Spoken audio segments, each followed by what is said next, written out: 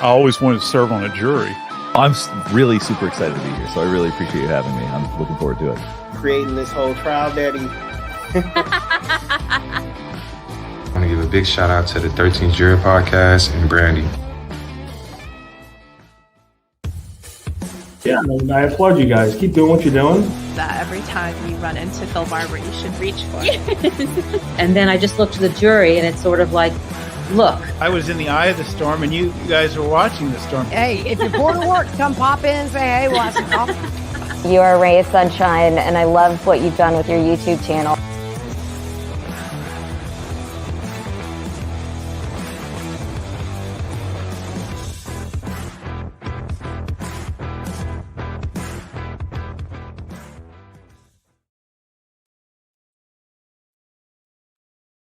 Hello, good morning, good morning.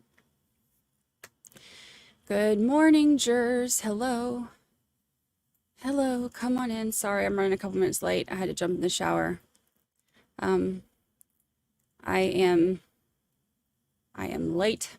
Oh God, my eyes are red. I stayed up last night finishing episode 12. So it is out. And so this morning I had to jump in, and yes, I have my PET scan today, which means I can't have any caffeine or anything right now. And so my 3 hours of sleep are catching up with me. And it's going to be struggle bus today. But you know what? You know what's going to perk me right on up? Chris Albert is expected to take the stand today. So that, my friends, will perk me right on up. I'm ready for it. I am ready for it. I want to hear what comes from that. I think it's going to be so interesting. So interesting. It's going to be a big day. Bev is good. It's a short day today. It's only till 1. And I am going to, we're going to have to, that's 12 my time, and I have to check into the hospital by 1:30.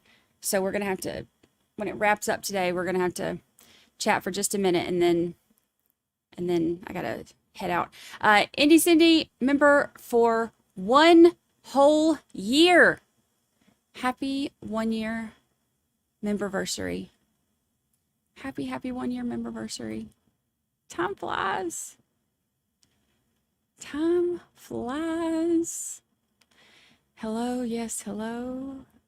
Not going to see Cross today, I bet. I'm wondering how much information they can get from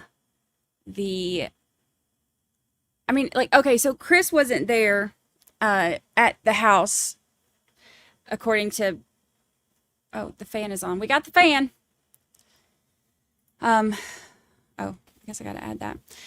According to most of the statements, there's the one statement from Buchanan that says that Chris and Julie followed everybody over to the house. But they said that one's wrong. Imagine that, a report being wrong. Imagine that. But they were not there. They were at Waterfall. So he is expected to take the stand today. That's what one of the local news folks said yesterday. So I'll be interested to see what comes of it. Bayface says, I've never been this early. What time do they start? They have been starting a little bit late some days, but it's supposed to be right now. So I'm assuming that hopefully today they'll be kind of on time-ish, especially with it being a short day. So we'll see. In other news, the episode 12 for the podcast is out. I think I finished it like 2:30-ish this morning. 3. It was like 3:30-ish. Anyway, it's out. So check that out it's on YouTube, but it's also on Apple, Spotify, all that good stuff. So 13 Juror Podcast, it's got all of the details, all the background, all the everything for this trial. This last episode goes through all of it has Paul and Aaron on there.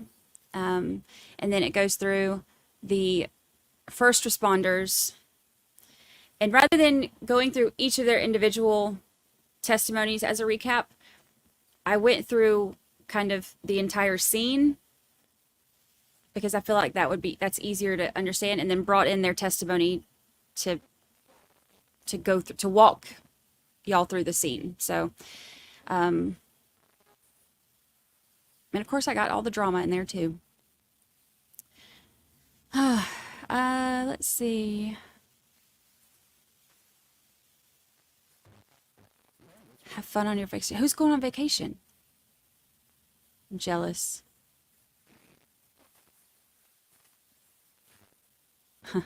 They'll put Chris Albert on the stand just before the end of the day so the defense can't cross.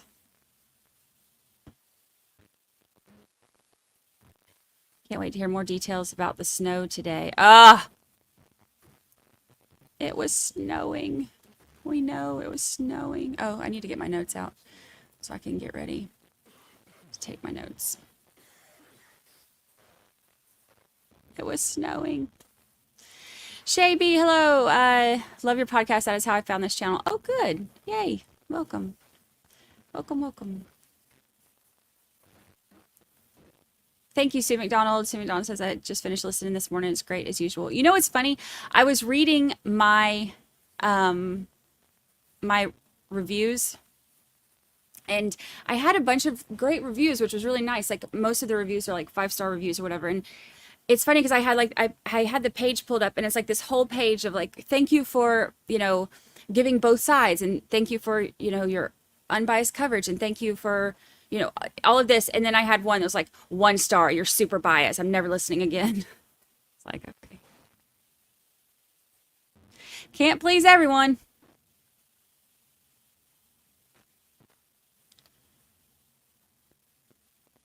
Yeah, the Adam Montgomery sentencing is today at 1. I would love to watch it, but I have to go. So that'll be a good place to head over to when we wrap up here. What, if anything, are you going to watch?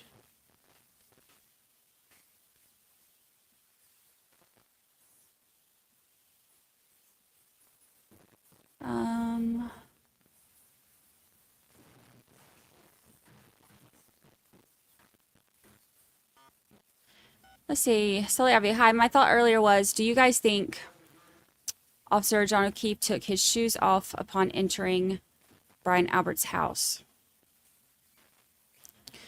Because he was missing the one shoe?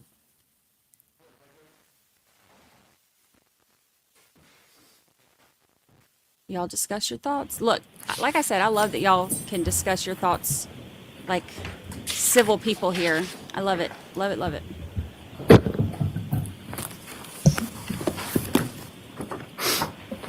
Hey. All persons have any business before the Honorable Beverly Canody, Justice of the Norfolk Superior Court, Unified the County of Norfolk. Draw near, give your attendance, you shall be heard. God save the Commonwealth of Massachusetts. This court is now open. You may be seated. 22-117, the Commonwealth versus Karen Reed. Can I have counsel identify themselves for the record? For the Commonwealth. Good morning, Your Honor. Good morning, Mr. Lally. Good morning, Your Honor. Laura McLaughlin for the Good Commonwealth. morning, Ms. McLaughlin. Good morning, Your Honor. Alan Jackson for Ms. Reed. Good morning, Mr. Jackson. Good morning, Your Honor. Elizabeth Little, also on behalf of Ms. Reed. Good morning, Ms. Little. Good morning, Your Honor. David Yannetti for Karen Reed. Good morning, Mr. Yannetti. Good morning, Ms. Reed. Good morning, jurors. I have to ask you those same 3 questions. Was everyone able to follow the instructions and refrain from discussing this case with anyone since we left yesterday? Yes. Everyone said yes or nodded affirmatively. Were you also able to follow the instructions and refrain from doing any independent research or investigation into this case? Yes. Everyone said yes or nodded affirmatively. Did anyone happen to see, hear, or read anything about this case, even inadvertently, since we met yesterday? Okay, so I am going to see counsel at sidebar for just a moment. Most people said no. I will see the juror who raised her hand. Oh, no. Oh, no. Oh, no.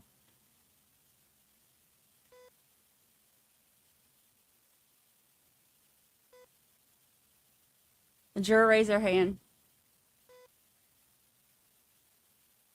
Oh, no.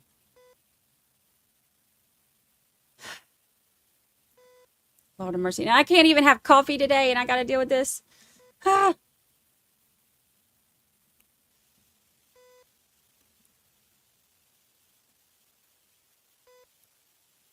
We'll see what they say. Oh, no. Too early for drama. I'm too early, and I'm too uncaffeinated.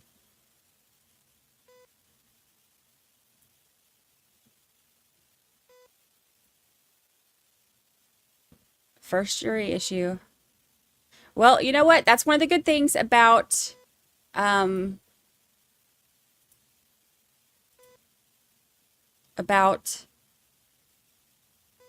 so many alternates.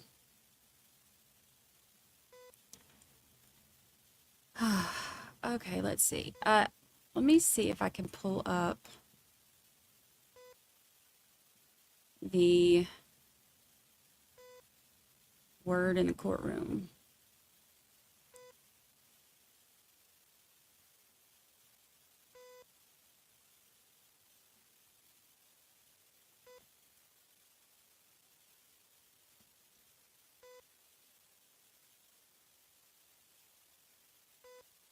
He hasn't said anything yet. I'm looking for the reporters who have been tweeting from inside. See if I can get the deets, as the kids say. Nothing yet. It's all about the snowstorm. What, if anything, did you hear online last night?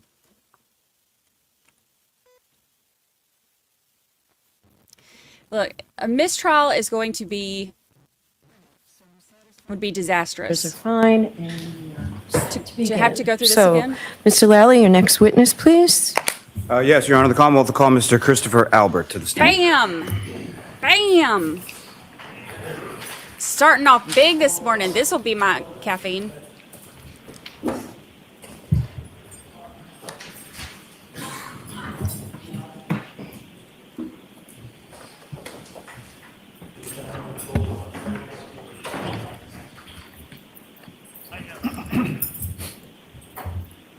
Watch your step up. I'm going to ask if you'll remain standing, face the clerk, sworn in by raising your right hand. Do you solemnly swear the evidence given to the court and jury in the case now in hearing to be the truth, the whole truth, and nothing but the truth, so help you God? Yes, I do. Thank you. Gotcha. Thank you.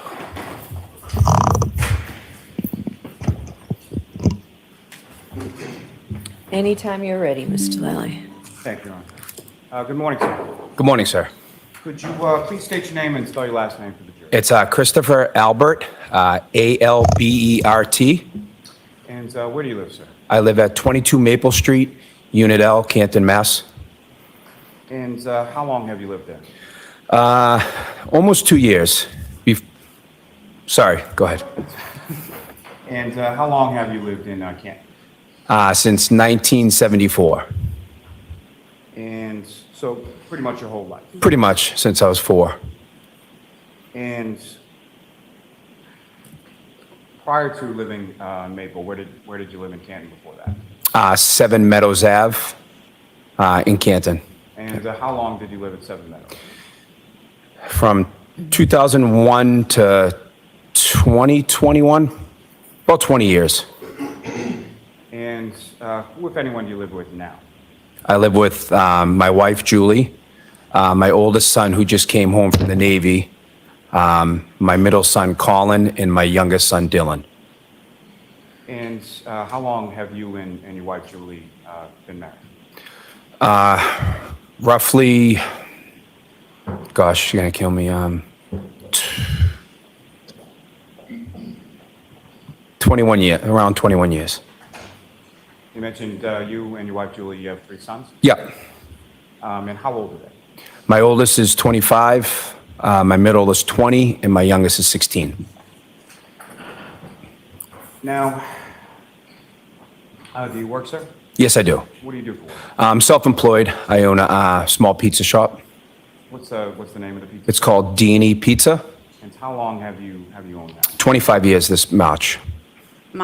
And prior to that, did you work sort of in the same industry? Same industry pretty much my whole life. And does your wife work? She does not. Does she help out with the D&E Pizza Shop? She does some of this behind-the-scenes stuff, yes. Now, when you lived on Meadows Avenue, did you have occasion to become familiar with someone named John O'Keefe? Yes, I did. And how is it that you knew John O'Keefe? So he bought the One Meadows Ave, the top house, I don't know exactly, maybe like 2017. So he became my neighbor. And I guess just from me driving by his house and coming home, I saw him, would wave to him and stuff. And that's how I initially became to know who John was. And you mentioned he bought the house at sort of the top of the street, is that correct? Yeah, it's if you're coming off Pleasant, you take a right down Meadows, it's the first on the right. And then on Meadows Ave, about how many houses are on Meadows? Well, between us or all, on the whole street, you mean? First down the whole street and then between. Yeah, so roughly on that whole street, I would say there's like close to 30 houses from top to bottom on both sides.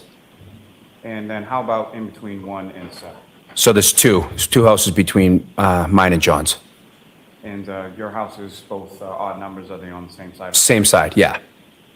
Now, you said that that's how you initially came to know John O'Keefe. How did your relationship sort of go on from there? So over the years, like, he was friendly with some other folks that I was friends with. So we maybe be out occasionally and bump into him, but he would also come to my pizza shop a lot. He would take his nephew, Patrick, in my pizza shop a lot. So it was not uncommon for him to stop by a couple days a week. Usually just grab a slice. Now, you grew up in Canton, correct? Yes, And do you have any siblings? I do. I have 6. And what are the names of your 6 siblings? So my oldest is my older brother, Brian. I have a sister, Kathleen. I have she's older than me. And then I'm next in line. And then I have a brother, Kevin.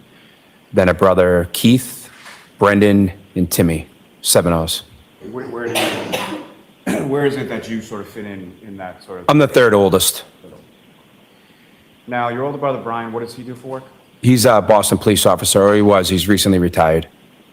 And your brother, Kevin, what does he do? He's a Canton police officer. And John O'Keefe, were you familiar with what he did for work? Yes, yeah, I knew he was a Boston police officer as well. Now, sir, if I could turn your attention to January 28th, 2022. Do you recall that day? Yes, I do.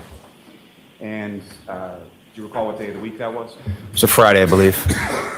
And were you working at the D&E Pizza Shop on that day? I was. And at some point in time in the afternoon, who, if anyone of note, sort of came into D&E? John came in that day with his nephew, Patrick. And do you recall what did they get that day? I think they just got 2 slices of pizza, if I recall correctly. And what, if any, conversation did you have with Mr. O'Keefe as far as plans for later in the year? So he asked me if I had any plans that night, and I said, unfortunately, it's Friday, and I'm working pretty much till close. And I said, but it's my nephew's birthday, and I know a bunch of people are heading out, and I was planning on meeting up with them later when I got out of work. So I think I said to him, I said to him, I'll shoot you a text later if you're around. Maybe we can hook up. So in that sense, sort of, how would you describe your relationship with Mr. O'Keefe? Oh, it was a good relationship. Yeah. Would you consider yourself friends? Yeah, absolutely. Now, pushing forward on January 28th, about what time was it, if you know, that you sort of closed up shop that night? So the shop stays open until 10. I know that I left sometime a little bit before 10. I had my wife drop me off some clothes it was like a ritual. She would, because those nights are tough for me to get out early and go home. So she dropped me off some clothes, and I remember just changing quick, washing up a little bit, and then leaving. So I think I left before the store actually closed a few minutes. Now, during the time or prior to you leaving the pizza shop, what, if any, conversation via text did you have with Mr. O'Keefe? He asked where I was. I said I was still working, and he said something like, why don't you talk to the boss, see if you can get out of there? And I just said, I'm married to this place. It's tough. I'll text you when I leave. And then I shot him a text, I think, when I got down to Waterfall, and I said, where are you? And go ahead. Sorry. And where did he say that you were? He was at CF McCarthy's. Are you familiar with both of those establishments as far as CF McCarthy's and Waterfall? Yes, I am. And with regard to your pizza shop, where is CF McCarthy's in relation to that, and where is Waterfall in relation to that? So if I was sitting at my front door looking out, CF McCarthy's would be to my right, and Waterfall would be down the street, diagonal, maybe like 200 yards on the opposite side of the street. So both sort of walking distance from where you work? Yeah, yeah. Now, your home on Maple, where is that in relation to those businesses on Washington Street, including your own? So Maple Street is like, probably from my pizza shop is maybe like a 5-minute walk. You know, it's not far, and a little closer to Waterfall. So maybe it's like a 7-minute walk from D&E and like a 5-minute walk from Waterfall. And are there any sort of, in the area where you live, is there any sort of like town buildings or anything like that? Yeah, so I kind of live behind the library. Like you take a left on Maple, and the library is like 2 buildings after me on the left-hand side. And then the town hall is a little further down on the right. And the library that's around where you live, is that the only public library? That's the, besides what's inside schools, yeah, that's the only public library. And so, again, I'm sorry, but what time is it that you leave D&E to go to Waterfall? Just before 10, maybe like 9:50-ish. And as far as meeting up with people, who is it that directs you to go to Waterfall specifically? I think my wife said, are you coming down? Are you there? She was down there, so I had a conversation with her. I think that's how I headed down there. You went there to meet your wife, correct? Yeah, she was down there. And you've been to the Waterfall before? Yes. And so when you walk into the Waterfall, where did you go as far as, who, if anyone, did you recognize when you came? So it's pretty much when you walk in, it's just kind of like open, and my wife was there. Matt was there. Matt McCabe was there. Jen McCabe was there. My sister-in-law, Nicole, was there. My niece, Caitlin, was there. I think when I first walked in, that's who was there. And you mentioned Jennifer and Matthew McCabe, is that right? Yeah. And how do you know them?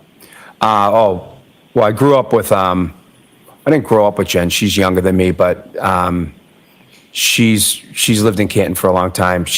My brother Brian is married to her sister, Nicole. So I've known her pretty much my whole life. And you were testifying earlier about some of the people that you and Mr. O'Keefe sort of knew in common. Would Mrs. McCabe be one of those people? Yes, yeah. And when you walk in, relative to the establishment, whereabouts were those people situated? So they were on like a table that was close to the bar. It's like set up. They have like 3 tables in a row, and I think we were maybe either in the middle or the next table to the bar. We saw it. So with those 3 sort of Yesterday. tables together, if you know, about how long a table are we talking about? I would say they're about a 6-foot table. And was this a low top, high top, or something? It's like a high top. And located close to the bar, is that correct? Yes. What, if anything, do you recall from that evening as far as entertainment within the waterfall? There was a Live live band that was playing to the side.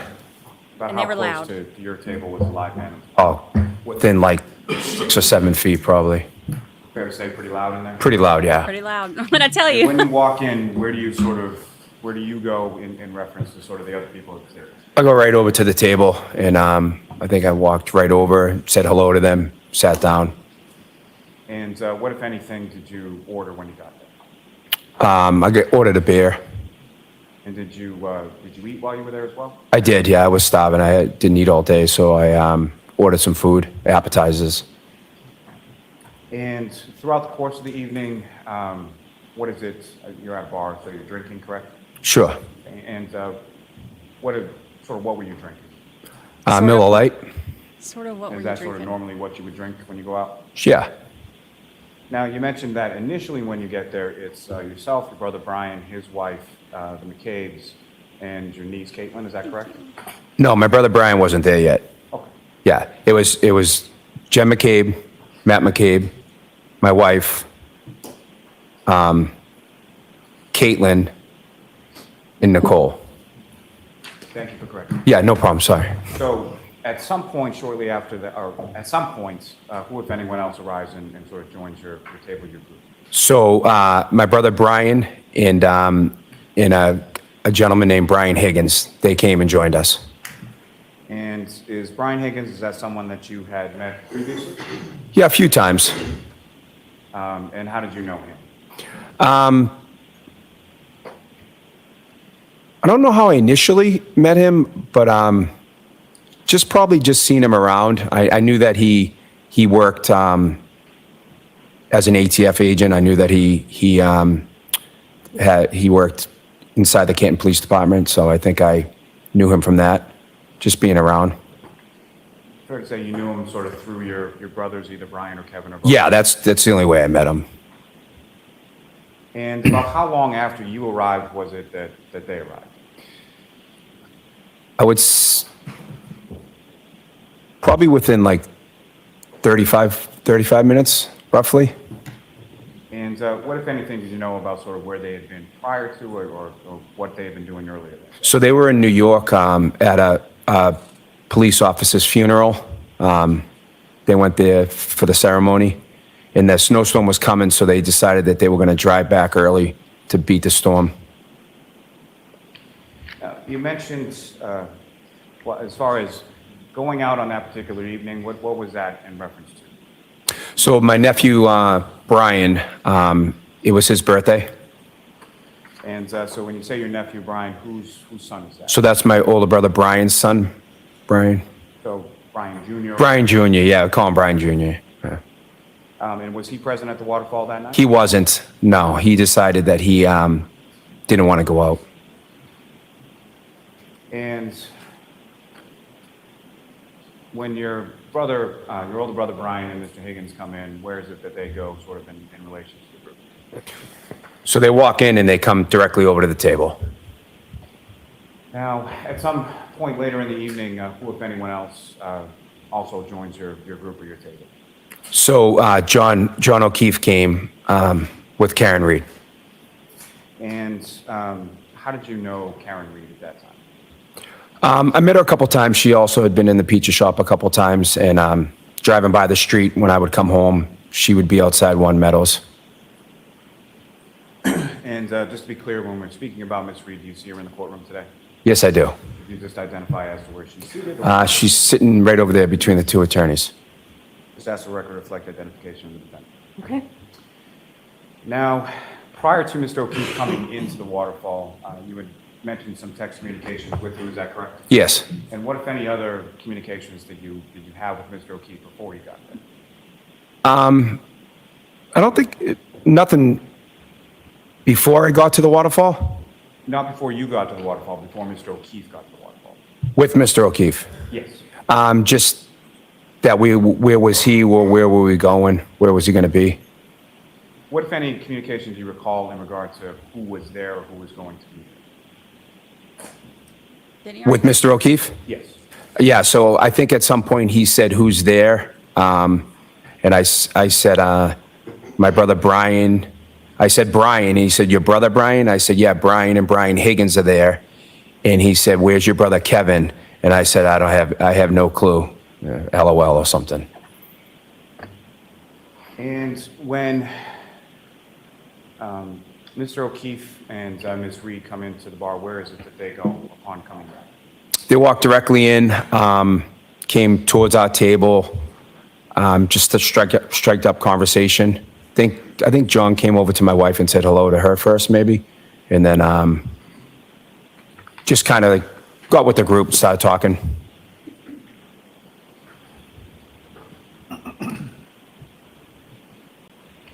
Now, fair to say Mr. O'Keefe knew your wife, Julie, as well? Yes. And how would you describe their relationship as far as you? Good relationship. And when Mr. O'Keefe and the defendant come over to the area where you and your wife is, what, if anything, did you observe the defendant to do? Well, when they came over, I think they started talking. At one point, when they first came over, the defendant came in with the glass underneath her jacket, and I thought that was kind of funny, and I laughed about it and made a comment about it. And what, if anything, did you notice sort of about the glass? What was in the glass, anything like that? It was just a tall, like, cylinder glass with some clear liquid in it and a lime. And that was under a coat when she came in? Yeah, it was like she pulled it out. The way he just described it is verbatim what the reports say. Cylindrical glass with a clear liquid and a lime.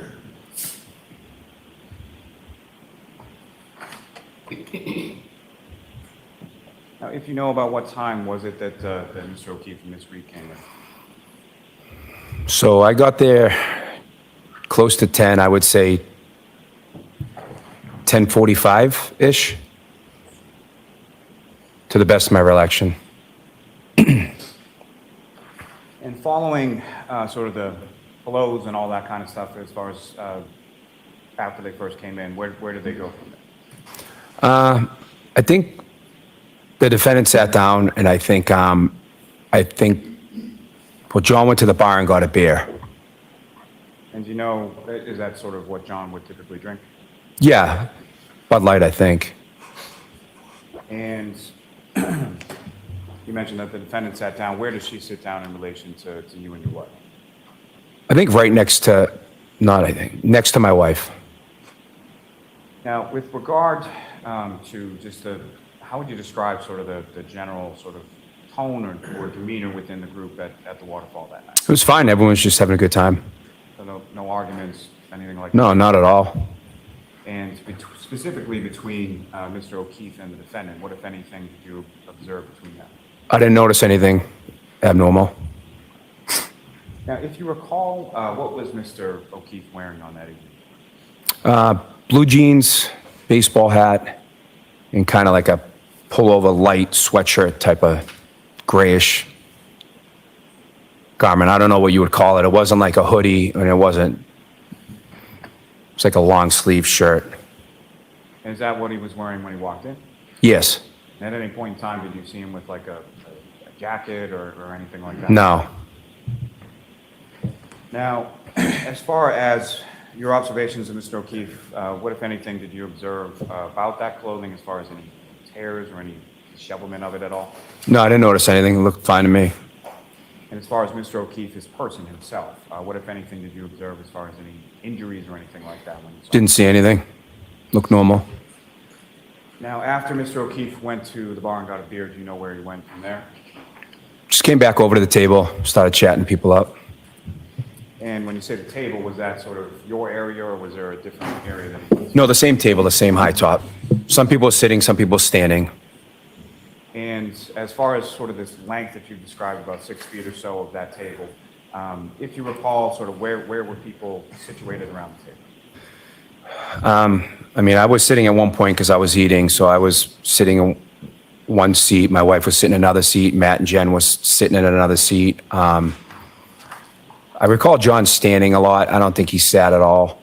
I think Karen was sitting at one point, probably like situated near, maybe across from my wife or next to my wife.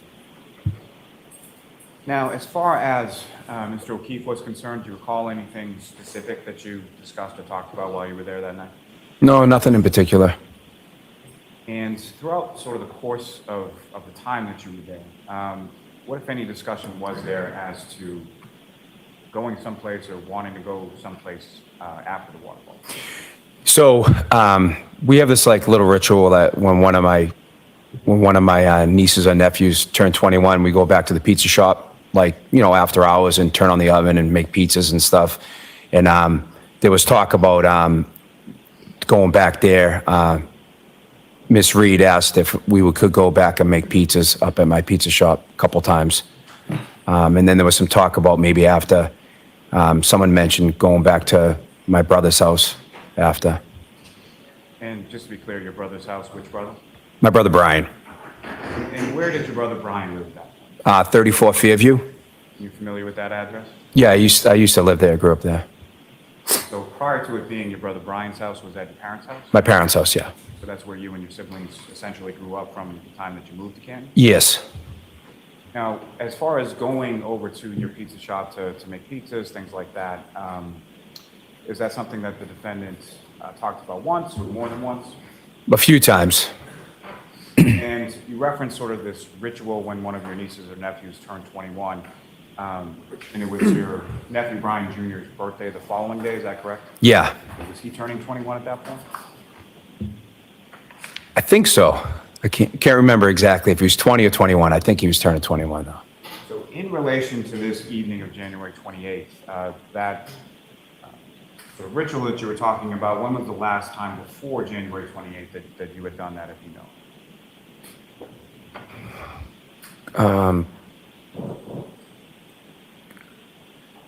Trying to see who else turned 21. Can't remember exactly. I know it was recent. I remember doing it. I just can't remember the date. And that's all I'm really asking, sir. Yeah. Was it recent to January 28th? Yeah, it was sometime before that, but within like a couple of months, I think someone turned 21. Maybe we just went there. And so what, if any, conversation from your end as far as, obviously it's your pizza shop, so Yeah. what, if any, conversation from your end was there in reference to doing that? To doing that night. So we were doing a weight loss competition, me, Matt McCabe, and my brother Brian. And we had like 2 more weeks left in it. And we do it, every year, it's like a charity, we do it. And the proceeds go to like scholarship funds. So I said no because we were doing this weight loss challenge and I just didn't want to give in and, you know, eat pizza 2 weeks before we were weighing in. And your wife, Julie, how long was she at the bar for? Not long when I got there. She probably was only there for maybe 35, 40 minutes. She had a migraine. She wanted to go home, so she left. So she indicated she had a migraine and she was going home? Yeah, she didn't feel well. And was that before or after Mr. O'Keefe and Ms. Reed arrived? She left after they arrived. So then she must have left later than that. Yeah.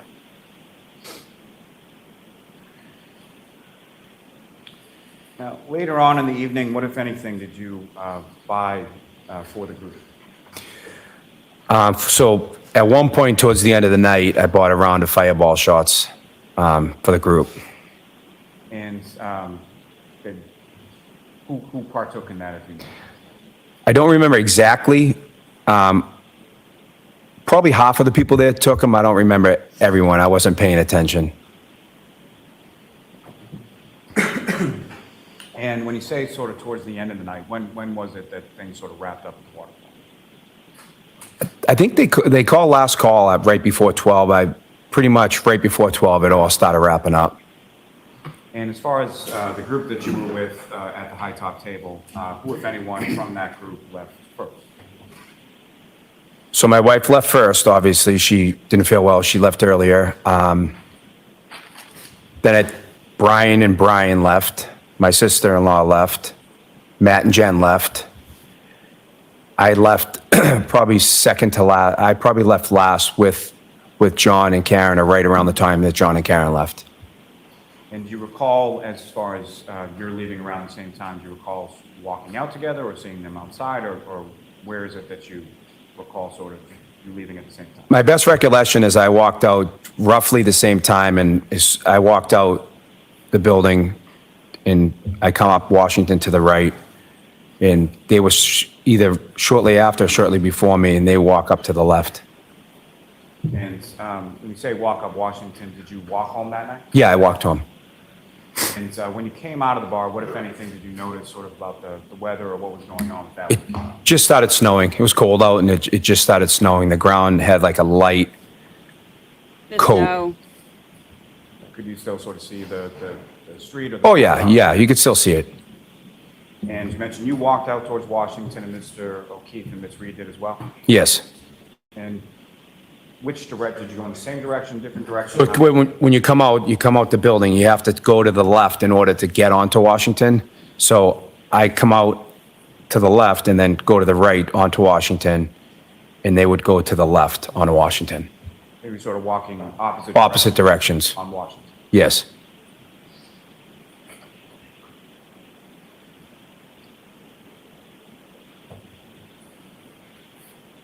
Now, as far as throughout sort of the course of the evening, did you have occasion to see sort of what Mr. O'Keefe mentioned, that he went to the bar and he got a beer?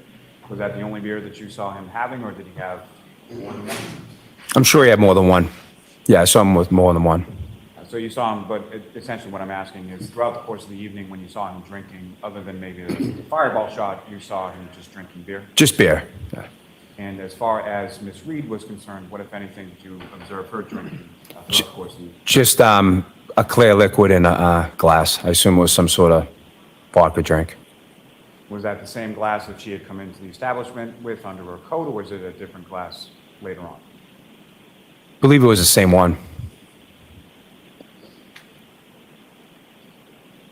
So you leave from the waterfall and you're walking home, is that right? Correct. So fair to say you didn't go to 34 Fairview that night? I did not. And about what time was it that you got home? I'm surprised they didn't object to that. Sometime between, I'd say 5 past and 10 past 12, something more in that window. And was your wife home at that point? She was. And as far as your children were concerned, how many of your 3 sons were? At that time, 2. My 16-year-old, well, he wasn't 16 years old at the time, but my 16-year-old and my 20-year-old. And so 16 and 20 now, is that? 16 and 20 now, so that'd be like 14 and 18 then, I guess. And so your oldest son? He was in San Diego in the Navy.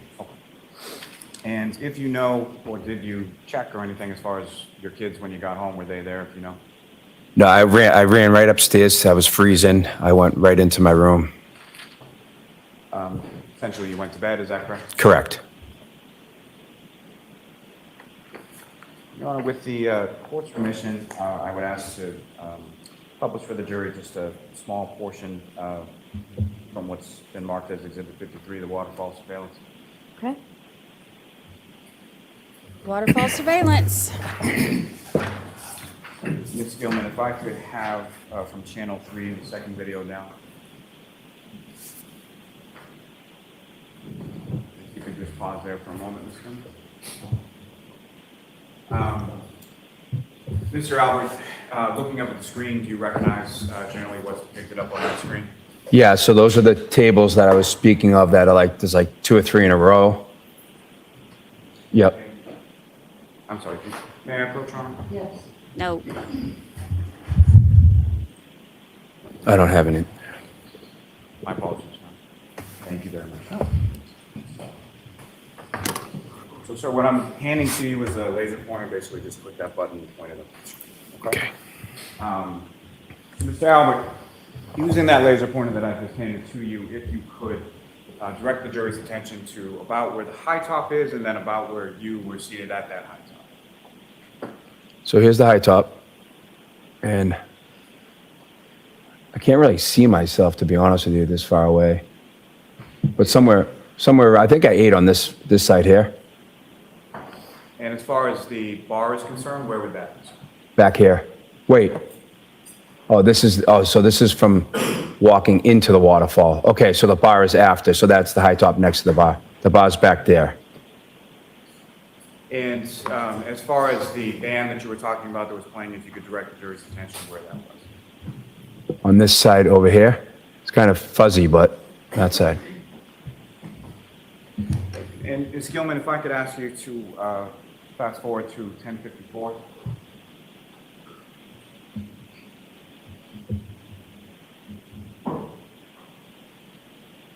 And I would ask if you could play that from 10:54 to about 10:56.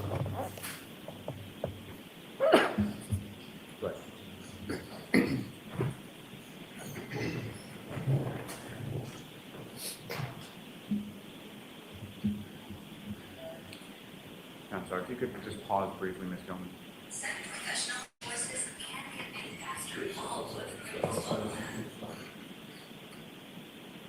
Now, Mr. Alba, looking up at the screen, as far as the door that you came out and the door that you eventually exited from the waterfall, do you see sort of that general area and where that is in the video?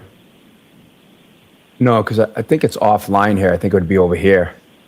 So it would be off sort of towards the left, is that correct? Yeah, like down this way. Ms. Gilman, if you could press play.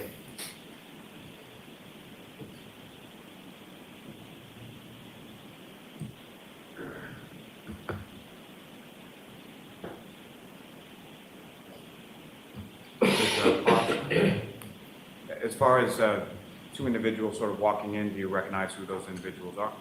I do. That's John O'Keefe and Miss Reed. And again, Ms. Gilman, if you could just run it through 10:56.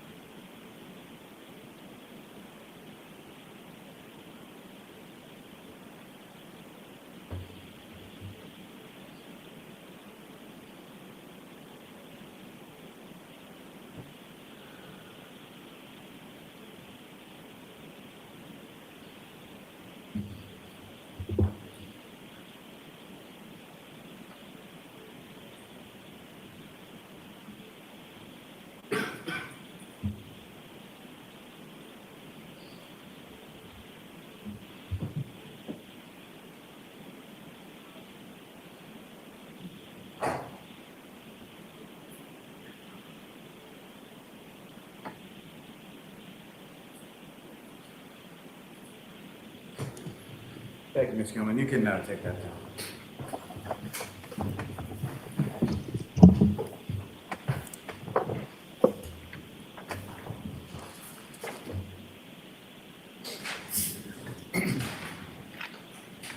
Now, Mr. Albert, as far as your son, Colin, do you know sort of where he was that night? Yes. So he was at my brother Brian's house for my nephew's birthday. And he came home sometime after you, is that correct? Correct.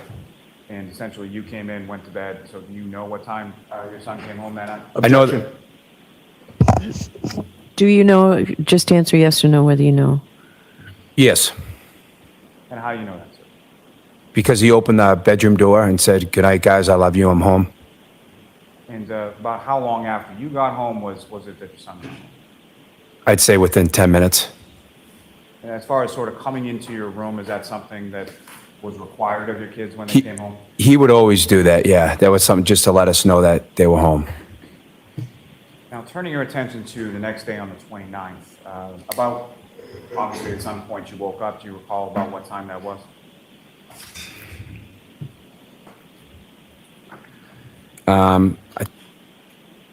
Eight-ish, 8:30-ish.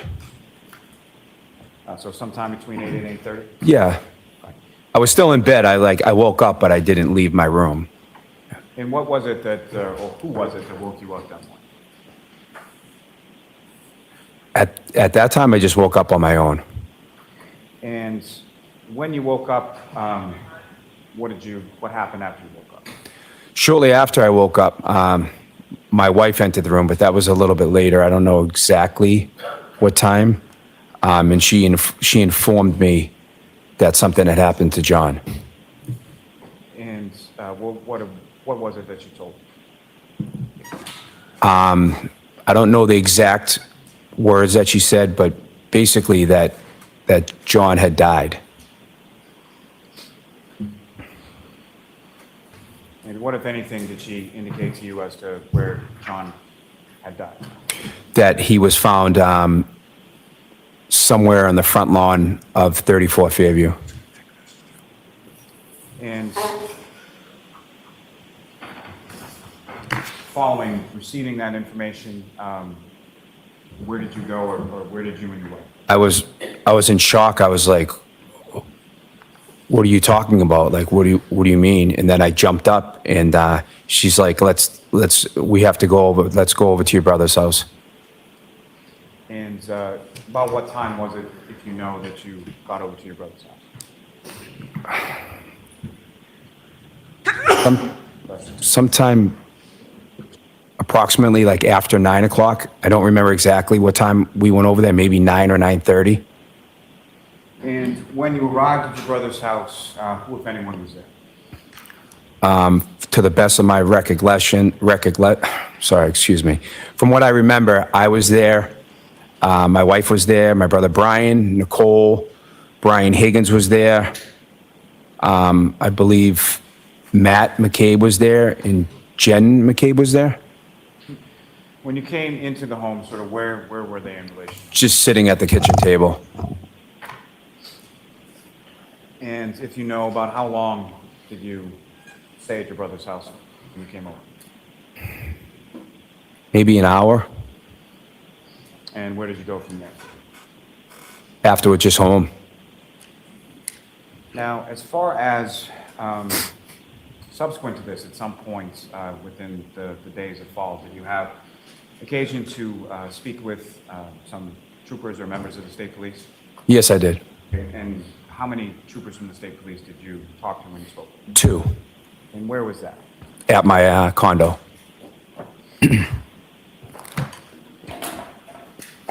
Thank you, sir. I have no further questions, Your Honor. Okay, cross-examination. Thank you, Your Honor.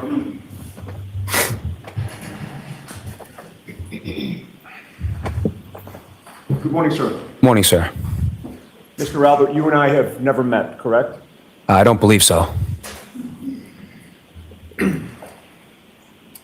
You've testified that you've essentially lived in Canton your whole life, correct? Correct. Moved there when you were 4 years old? Correct. And the house to which you and your family moved was 34 Fairview, correct? Yes. You lived there for how long?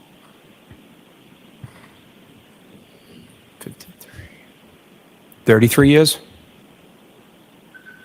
And you currently own D&E Pizza in Canton? Correct. I believe you testified that you've owned it for approximately 25 years? Correct. Clearly, you have a lot of ties to the city of Canton. Would you agree?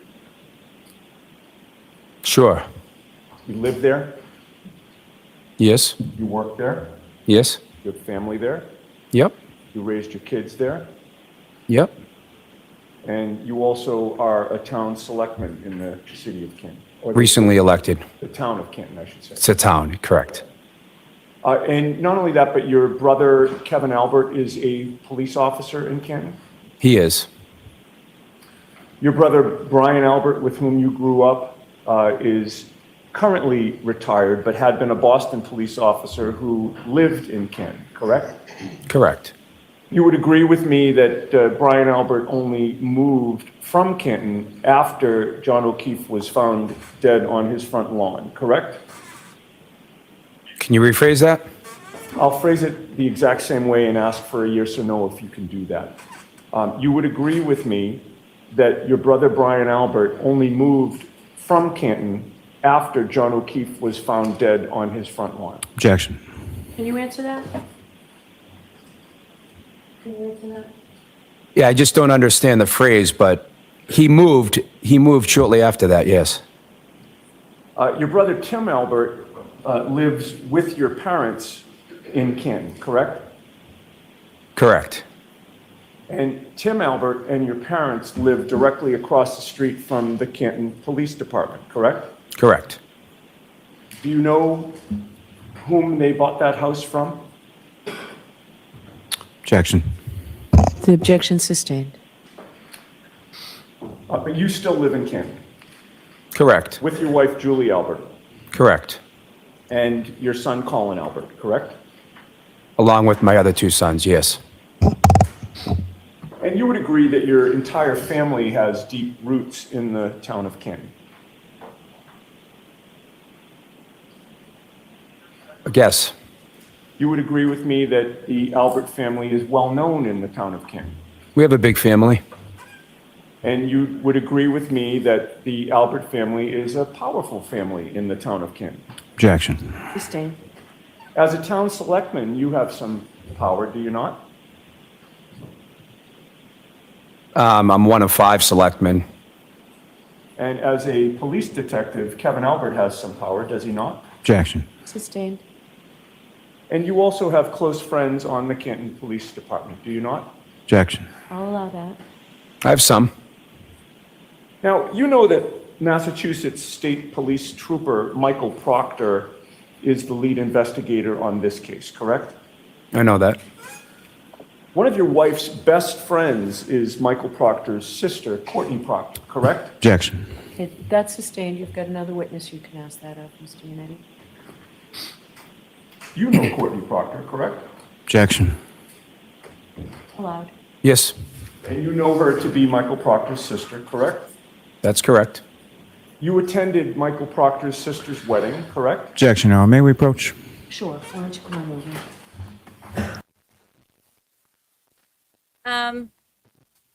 While they're approaching, so he just directly contradicted his wife's testimony, or not testimony, well, I think it was testimony, the grand jury. She said, let me pull up the document so I don't say it wrong. She said that, I'll pull it up, but it was something about how she woke up early that morning and she wanted to take Brian Albert Jr. a gift, and that's why she went over there. And when she got there, that's when she found out about John's death. He just said that she came in and told him in the morning, and that's why they went over there. So take that for what you will. Just pointing out inconsistencies.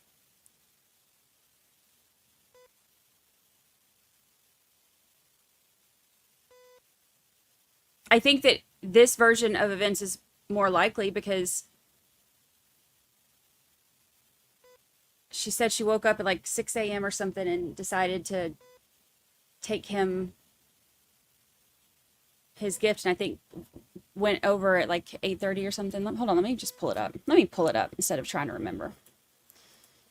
Y'all know I got everything documented.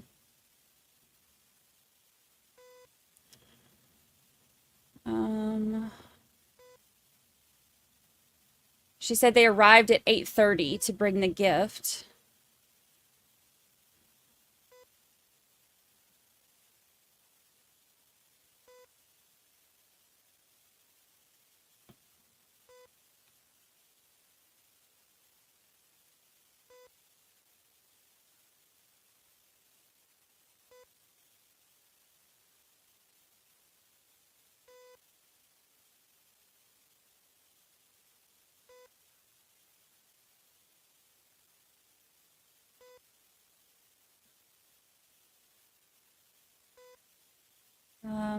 Let's see.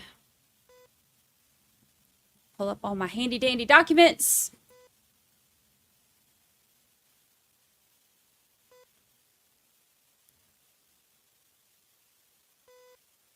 gotta remember which one it was in.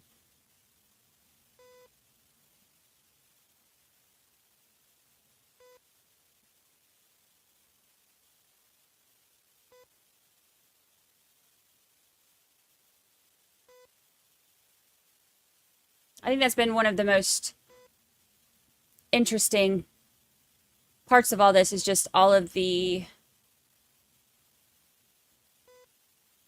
statements that change or contradict each other on reports and from people. And you're going to have that some, I mean, memory's not perfect, you know, but with this case, there's so many, which is what makes it so, like, constantly trying to figure out between what everybody says that's different, what's actually real life.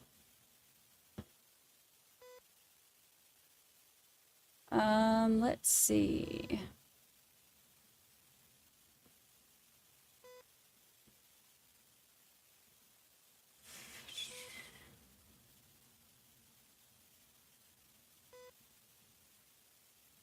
think it's in this. I have to scroll through.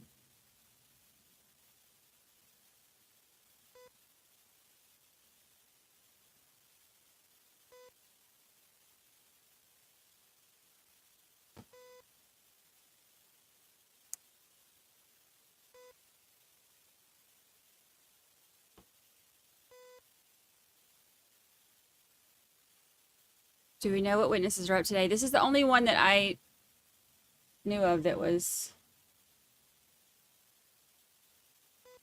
supposed to be coming. Lapalitos. Dang, if I knew he was going to say something different, I'd have had that ready.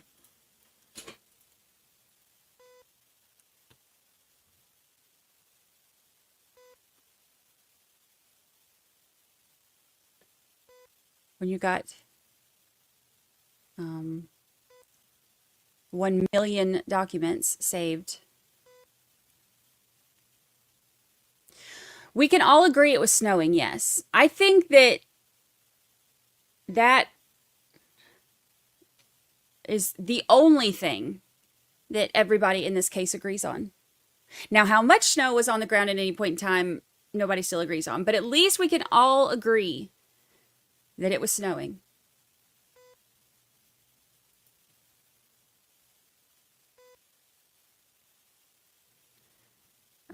Let's see.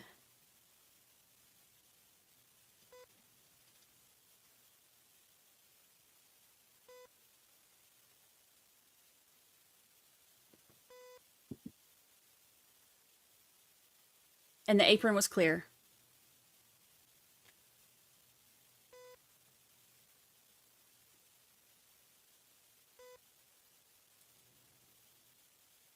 Dang, what document was that in?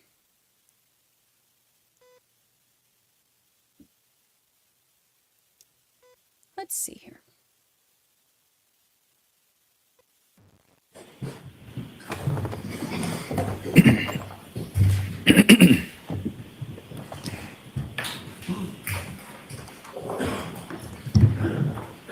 Sidebar.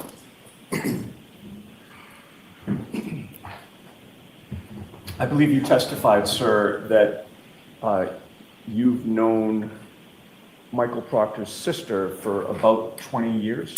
Objection. I don't think he said that, but we'll let that stand and then move on, please. About 20 years? You testified? Or if that's... I believe, didn't you testify to that on direct examination just moments ago when Mr. Lally was asking you questions?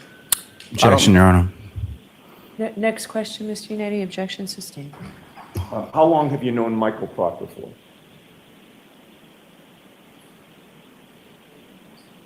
I mean, I know he's Courtney's sister, brother. I couldn't tell you exactly how long I've known him for. About 15 years or so? Roughly. All right. Who is Kenneth Berkowitz? The former Canton police chief. And how do you know him? His son and my son are the same age, so they played on some sports teams when they were younger together. I think that's when I first came to know Ken. You became friendly with him? I became friendly with him, sure. And how would you characterize your relationship with him? Friends? You've seen him socially. Really. You've been out for drinks with him. I think maybe once. And you've known him for how long? 20 plus years. And you say you've only been out with him for drinks one time in those 20 years? I can't even remember if it was with drinks one time. Yeah, no. What other types of activities have you done together? I can't think of any.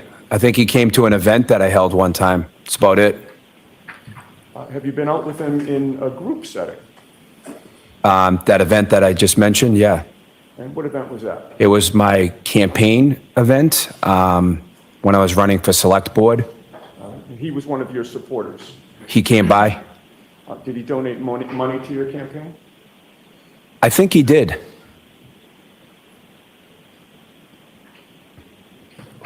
May we approach, Judge? Yes.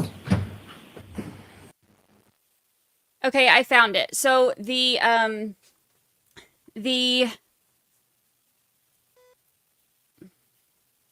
grand jury testimony said, "This is Julie Albert. I just woke up, and the first thing I do in the morning is, like we all probably do, is check our phones. And I woke up to a missed call from my sister-in-law, Jen McCabe. I think it was about 5:50. And I immediately looked, and it was weird because my phone is always on, ringer's always on, et cetera, et cetera." So she goes on, and then she says she didn't think it was anything bad. She thought maybe a butt dial. I'm going to display a photograph with the court's permission on the screen, and I'd ask you to take a look at it, and if you can let the jury know. Do you have a hard copy of it? So she got up, that was nephew's birthday, headed over to Brian Cole's. Thank you, Ron. She said when her brother-in-law opened the door, that's when they said that there's been an accident of some sort. That makes sense. May I approach, Judge? Yes.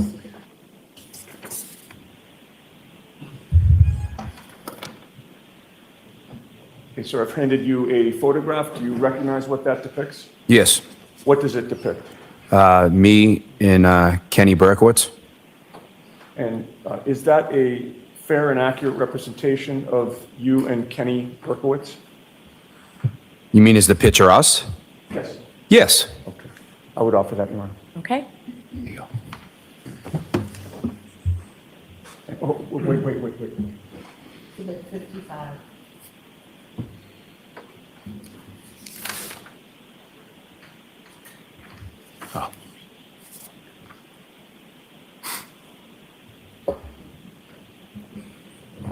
May that be published to the jury on the screen, Your Honor? Sure. So, Mr. Albert, that's obviously you on the right and Kenny Berkowitz on the left. Correct. Have you seen that photo before? I believe I've seen it. Do you recall when?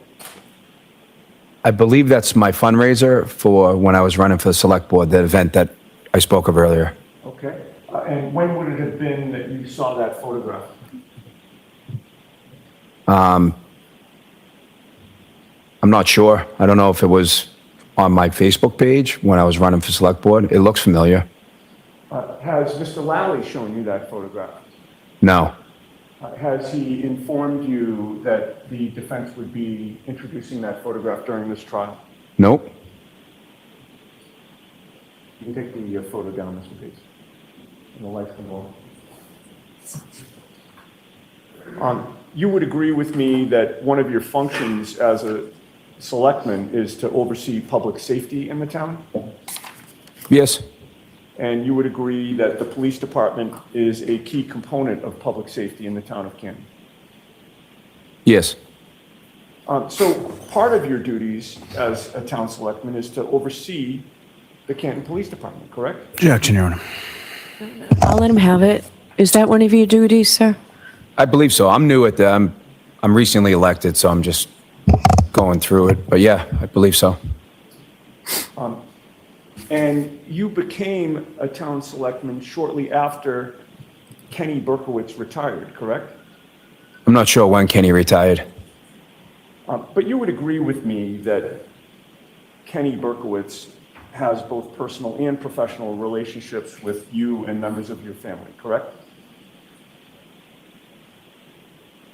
Can you rephrase that? You would agree with me that the former Canton Police Chief, Kenny Berkowitz, has both personal and professional relationships with you and members of your family. Objection, Your Honor. It's the same question. Go ahead and answer that question. I'm not sure I agree with that question. Well, your brother Kevin Albert worked under Chief Berkowitz, correct? Correct. Would you consider that to be a professional relationship? With them too, yes.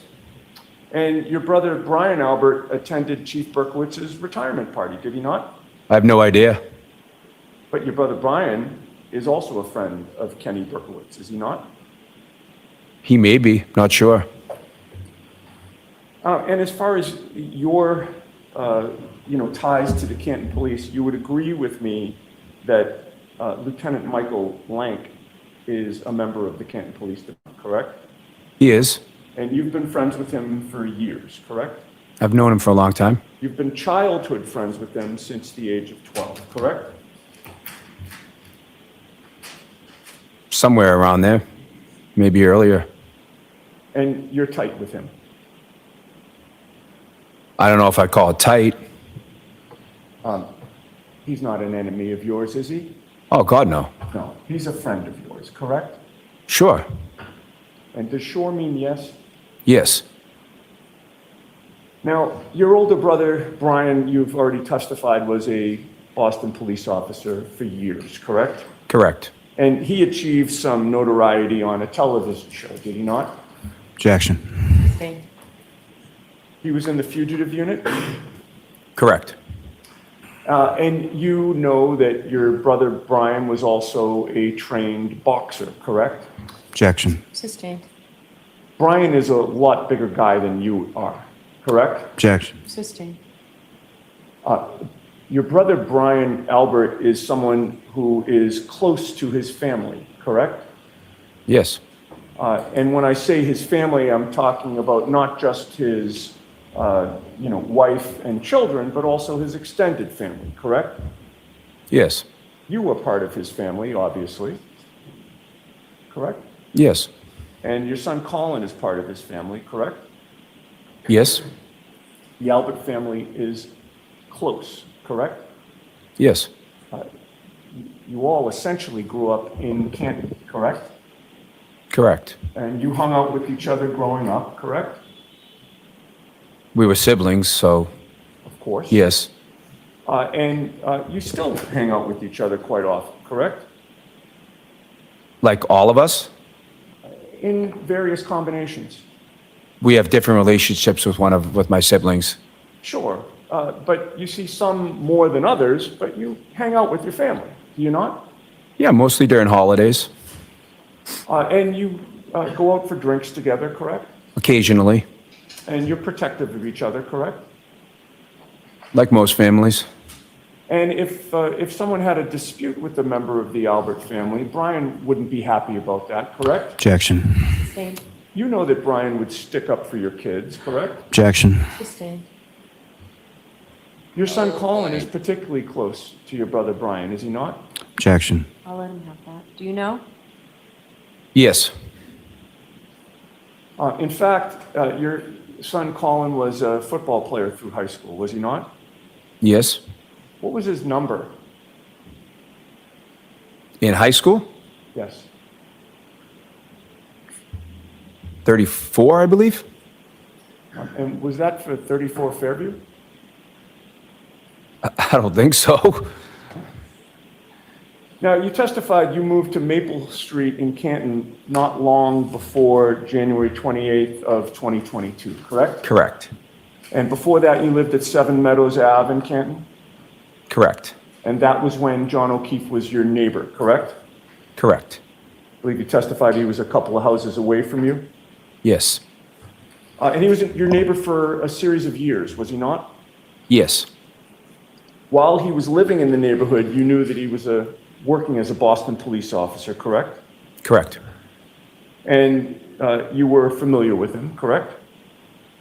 What do you mean? What do you mean by familiar? You knew who he was. You became familiar with him. Yeah, he was my neighbor. I knew who he was. Right. And you knew that he was not married, correct? Yes. And at a certain point, you knew that he was dating Karen Reed. Yeah, at some point. All right. Now, you would agree with me that your family has a police background, sir, correct? I wouldn't agree with that statement. Two of your brothers are or were police officers, correct? Out of 7 of us, yes. And you knew friends of your brothers who were also police officers or in law enforcement, correct? Correct. And you had already testified that you know some members of the Canton Police Department, correct? Correct. And you socialized with police officers, did you not? Have I? Sure. You've been to bars with police officers, correct? Correct. And you've drank with police officers, right? Sure. And we were friendly with police officers, correct?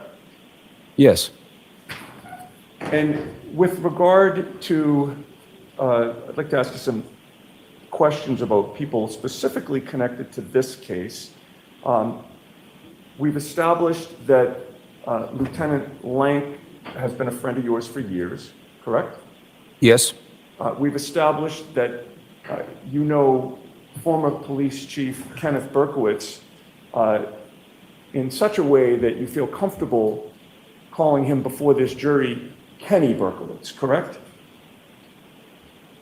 I know Kenny, yep. And he's actually donated to your campaign when you were running for town selectman, correct? Correct.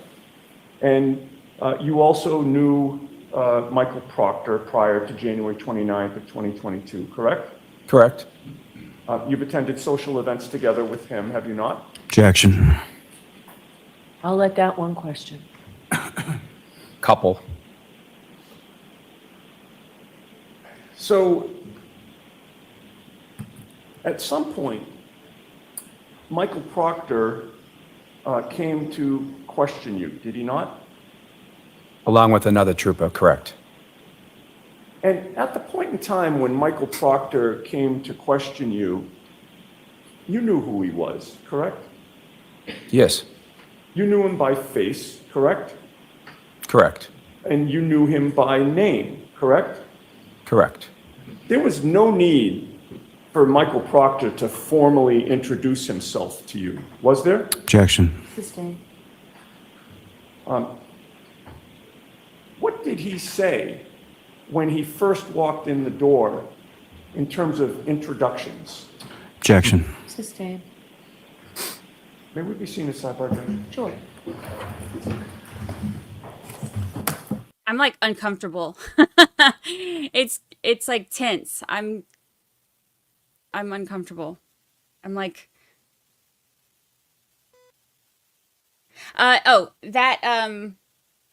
the Julie Albert thing. She said that she got up, that day was her nephew's birthday, headed over to Brian and Nicole Albert's house, and my brother-in-law opened the door, and that's when they said that, there's been an accident of some sort.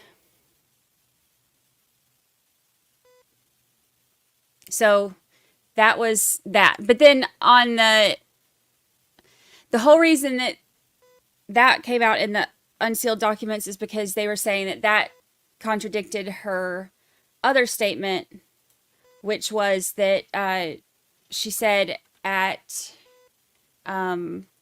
she was asleep at 4:55 a.m. when her phone woke her up, and it was Jen's missed call, and that's how she found out about John dying. Now, that's not her statement. Remember, that's what's in the report, and the reports aren't signed, so we don't know what was actually said. We don't know who's contradicting who, or who's wrong, or who's messing stuff up. So, one of the problems of not doing things the way that they should have. FBI investigation is still ongoing. So those are the two things that we have from her. And he just said that Julie came in and woke him up, or after he woke up, sorry, and told him. So we'll have to see what she says. Without getting into the precise wording, you'd agree with me that there was no need for Michael Proctor to formally introduce himself to you for that meeting, correct? Yes. He didn't need to say, "How do you do? I am Michael Proctor," correct? No. No. Do you consider the Proctors to be the Albert second family? Objection. Do you consider that? No. You are aware that there are members of the Proctors family who have posted publicly that the Objection, Alberts Your are Honor. their second family, correct? So the objection is sustained, and I'm striking that question. Disregard. Now, at the time that Trooper Michael Proctor showed up to question you, sir, you knew that Karen Reed had been charged in this case, correct? Yes. And you knew that John O'Keefe had been found dead on your brother's lawn, correct? Correct. Did it occur to you that it was odd that the state police sent somebody from the Proctor family to interview you Objection, Your Honor. on February 10th of 2022? Sustained. All right. Now, you've testified that on January 28th of 2022, that day, that Friday that you were working, John O'Keefe stopped into D&E Pizza, your shop, correct? Correct. And there was discussion about whether you would be going out that night, and if so, where you would be, correct? Correct. Now, you've previously, on direct examination, characterized your relationship with him as being friends, correct? Correct. It's fair to say, however, that prior to January 28th of 2022, you had never exchanged personal information with John O'Keefe, correct? You mean, I'm sorry, you mean like phone numbers or what? A cell number prior to that day. No, I didn't. And at that point in time, he had lived in your neighborhood for 4 to 5 years, correct? Correct. So I believe you've testified that that night after working, you went out around 10 minutes to 10 p.m.? Roughly. Before going out, did you have anything alcoholic to drink? I think I may have had a beer at my pizza shop. I don't remember exactly. So you have a refrigerator there that you can keep drinks cold, correct? Among other things. And you do have beers in that fridge for Sometimes. personal use? Sometimes. Do you know how many beers that you would have had before going out? No. And would you have drank that beer as you were cleaning up at the end of the night? Probably. Did you have anything to eat at the pizza shop? No. When did you last eat before you went out at 9:50 or so? When did I last eat? Yes. It's a long time ago. I'm not sure. And you knew that your wife, Julie, was starting the night at C.F. McCarthy's, correct? Yes. And you couldn't meet her there because you were still working, right? Correct. But at some point you heard that Julie and others were headed to the waterfall, correct? Yes. And that was where you planned to go after you closed up D&E Pizza. Correct. With regard to the time that you left, 9:50 or so is your best estimate of when you're closing the doors and walking over to the waterfall? Yes. And the waterfall is a short walk to D&E Pizza? Yes. Maybe about 3 minutes? About that. And your plan was to walk there that night, correct? Correct. You had not taken a car to D&E Pizza anyway, right? I don't believe so.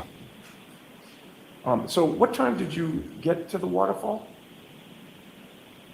Shortly before 10. I don't know exactly. All right. And yeah, I believe you've testified that John O'Keefe and Karen Reed were not there when you arrived, right? Correct. And the food that you ordered, do you remember what appetizers you would have gotten? Probably like potato skins and some sort of chicken tenders. I would guess. It's 2 years ago, so I don't remember exactly. All right. And did you order a drink along with the appetizers? I believe so. All right. And that would have been the Miller Lite that you talked about? Correct. Then not long after you got there, Brian Albert and Brian Higgins showed up, correct? Correct.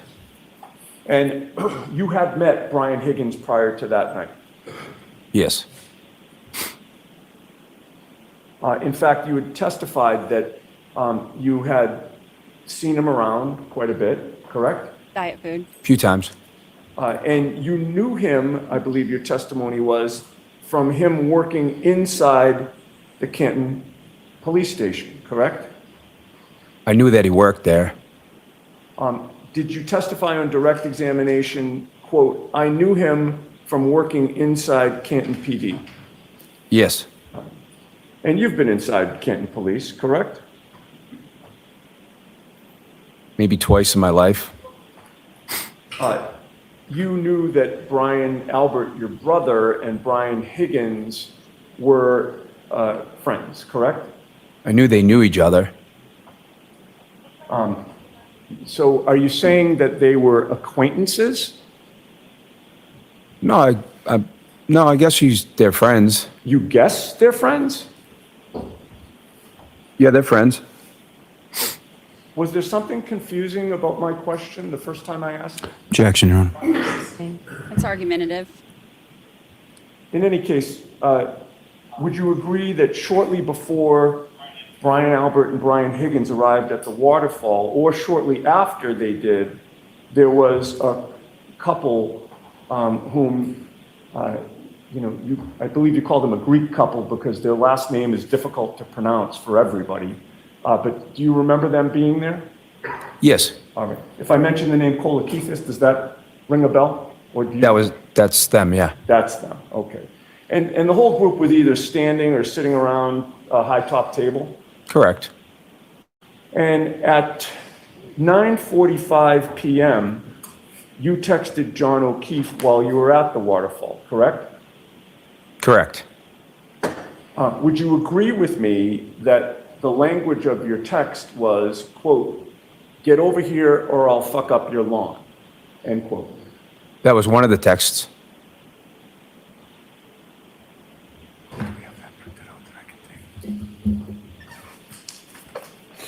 I may just have a moment. This is very tense.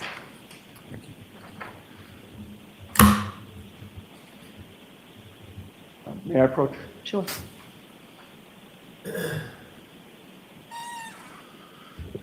Oh, do we have, does this say, you're an evidence number? Oh, it needs to be marked. Okay. I'm sorry, I don't think I asked to approach. Go, that's fine. Thank you. I've placed a document before you, sir. Take a look at that and tell the jury whether or not you recognize it. Yeah, I recognize it. What is it? It's a text message, 2 text messages. Okay. And who are the participants in that text message exchange? Me and John. And what is it that you said and at what time? So the first one. Okay? Come on over.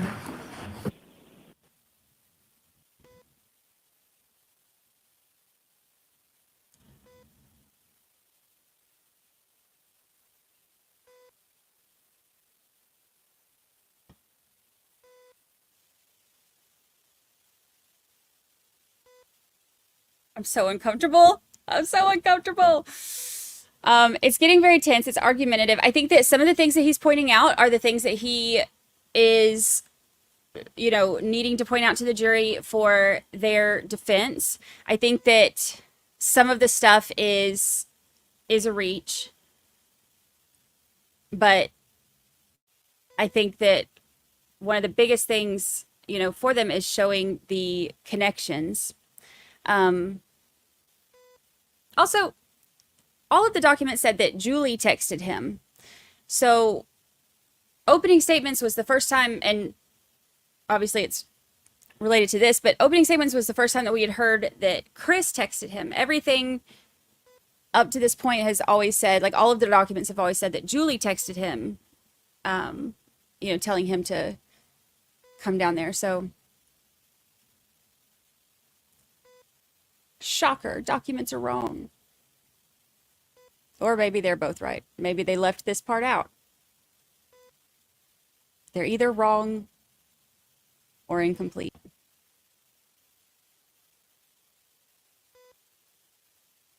Shaka.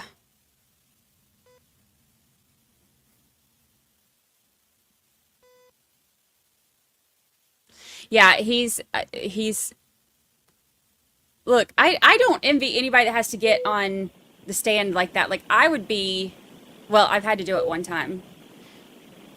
And it's I did yesterday. So before you consider any electronic communication in your deliberations, you must first find that it's more likely true than not true that the person who either authored or sent or created or transmitted the communication was in fact John O'Keefe and this witness, Chris Albert. If you do not find that it's more likely true than not that John O'Keefe sent one or that this witness was the person who sent the message or transmitted it, then you may not consider it in deciding this case. So you have clarification a bit, Mr. Yannetti, at this point? I do, yes. And just for the record and for the jurors' edification, this is part of Exhibit 48, which is already in evidence. But I would ask that this particular exchange be posted on the screen with the court's permission. Sure.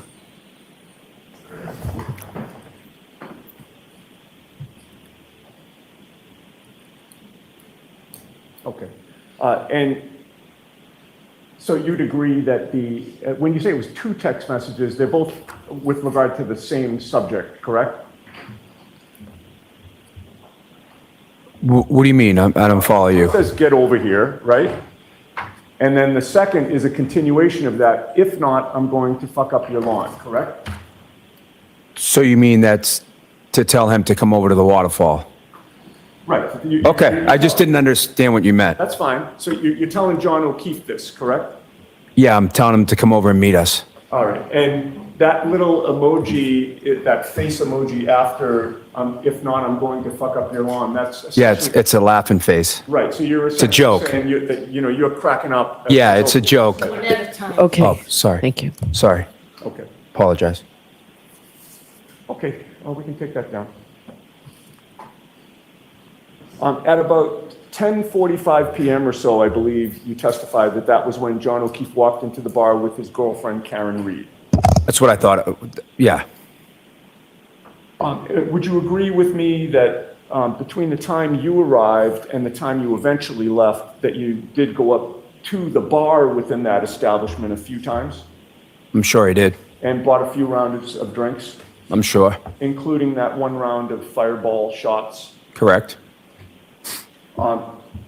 What was the state of your sobriety when John and Karen arrived? The state of your sobriety. I like how that's worded. Probably fine. Fine. All right. You didn't feel like intoxicated No. or unable to, perceive what's going on. You were still in control of your faculties? Yes. And is it true that after John and Karen arrived that your wife, Julie, didn't want to stay any longer or too much longer? She didn't want to. She had a headache, so she wanted to go home. Right. And by that point in time, you had been there about an hour, maybe a little less? When Karen and John arrived? Right. Yeah, about an hour. All right. And you were having fun? Sure. And so Julie drove home, but you stayed, correct? Correct. All right. And in terms of Karen Reed's drinking, as far as you could see, she had that glass that she came in with that appeared to have a clear liquid in it, correct? Correct. And I believe you said either a lime or a lemon? Thought I said a lime, but yep. Okay. And you assumed that was, vodka and soda water or vodka in some type of mixer, correct? That was clear? Correct. And if she was, while drinking that night, if she was mixing in water in between alcoholic drinks, it would have been impossible for you to discern which drinks were water and which drinks were vodka, correct? Yeah, I would have no idea. You can't tell that by eyeballing a drink, right? No. Because both liquids are clear. Yes. And in order to discern that, you'd actually have to be given a sip to see, right? Okay. But in any case, Karen does not appear to be under the influence of alcohol to you. I didn't notice anything. She wasn't stumbling, correct? Nope. She wasn't swaying. I didn't notice. She didn't appear to be unbalanced, correct? I didn't notice anything. She wasn't slurring her words. Nope. She wasn't talking gibberish, correct? No. She was engaging in normal conversation and she appeared to be under control. Yeah. And would you agree with me that she also appeared to be affectionate with John O'Keefe? I wasn't really watching their interactions too much, to be honest. But in any case, you never saw any arguing between the two of them. I wasn't really paying attention to their Okay. And interactions. You didn't perceive any tension between them, correct? I didn't notice anything irregular. Okay. And from your observations of Karen Reed that night, and you were there probably over 2 hours, were you not? Total? About that, yeah. Yeah. From your observations of Karen that night, you would have had no problem with her driving a car, correct? I wouldn't even have thought about it. Okay.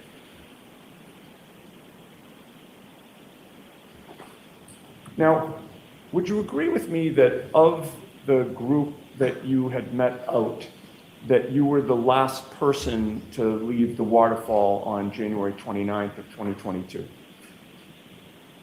I believe so. Now, you previously, well, you testified on direct examination today, I believe, that you thought you got home between 12:05 and 12:10 a.m. on January 29th, correct? That's what I remember.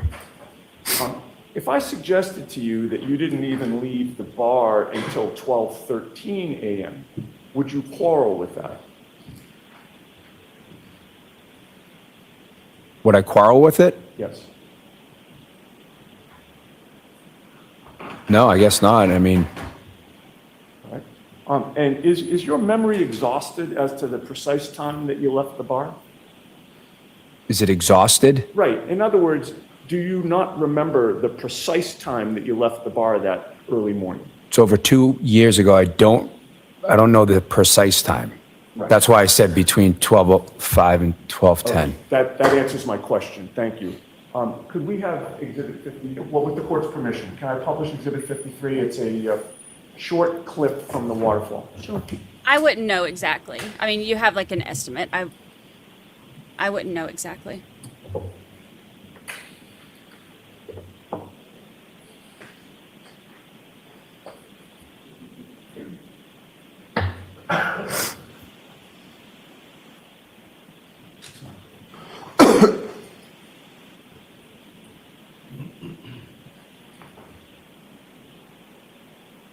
I think we need to back it up. Maybe start.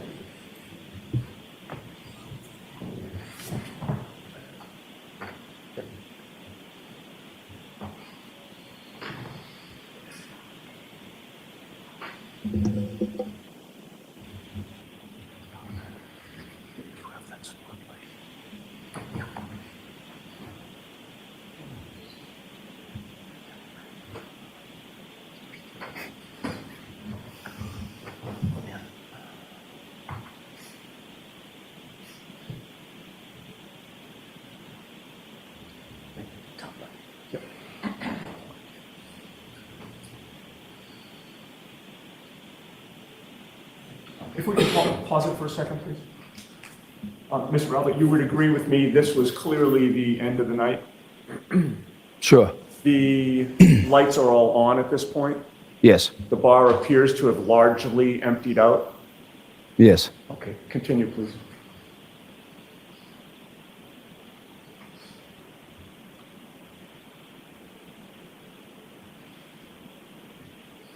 Pause it.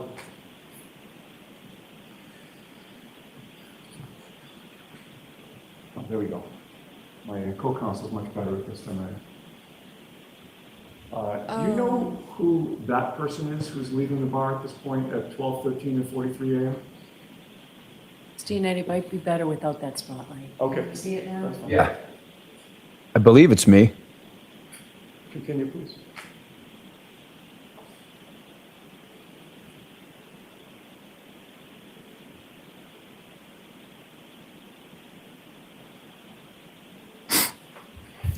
Okay. You can take that off the screen. So, having now viewed that video with the timestamp of 12:13 and about 43 seconds or so, does that refresh your memory as to when you left the waterfall? Yes. That would mean it would have been impossible for you to get home to Maple Street by 12:05 or 12:10, correct? Correct. I know where he's Now- going with this. It was about maybe a 7-minute walk home. Would you agree with me? From Waterfall to Maple? No, I said 7 minutes from D&E to Waterfall. Waterfall to Maple is probably less than 5 minutes. So it's your testimony that D&E is closer to the waterfall than the waterfall is to Maple Street? D&E's farther away from Waterfall than, farther away from where I live than Waterfall is. I understand. Oh, I don't follow you, I'm sorry. I'll try to clarify. I Okay. don't mean to be confusing here. Oh, it's fine. I'm not asking about the distance between D&E and your home. I'm trying to compare or ask you to compare the distance between D&E and the waterfall and then the waterfall and your home. Do you see the difference? I think so. Would you agree with me that your home is farther from the waterfall than D&E Pizza is from the waterfall? I don't follow you, I'm sorry. Okay, so let's take it step by step. D&E Pizza to the waterfall, are they on the same street? Yes. Thank you. How many establishments, if you know, are between D&E Pizza and the waterfall? Just a few. Okay, so it's a very short walk from Yes. D&E Pizza to the waterfall. Yes. Correct? Your home on Maple Street is not on the same street as the waterfall, correct? It's off of the same street. But it's not on the same street. No. And your home on Maple Street is farther from the waterfall than D&E Pizza is to the waterfall. Is it Correct, not? correct. Okay. I didn't understand it earlier. No, I Apologies. know it. I'm trying to work through this because, I'm not trying to trick you here. I just want to get the answer. So you would agree with me that it would take you longer to walk home from the waterfall than it would take you to walk to the waterfall from D&E Pizza? Correct. All right. And I believe you said that one walk was 7 minutes and one walk was maybe less than 5 minutes, correct? Yes. All right. The 7-minute walk would have been the walk home as opposed to the walk to the waterfall, correct? Yes. All right. So you have agreed that you left the bar at 12:13, almost 12:14, according to the video, and it would have taken you about 7 minutes to walk home, correct? Not exactly sure how.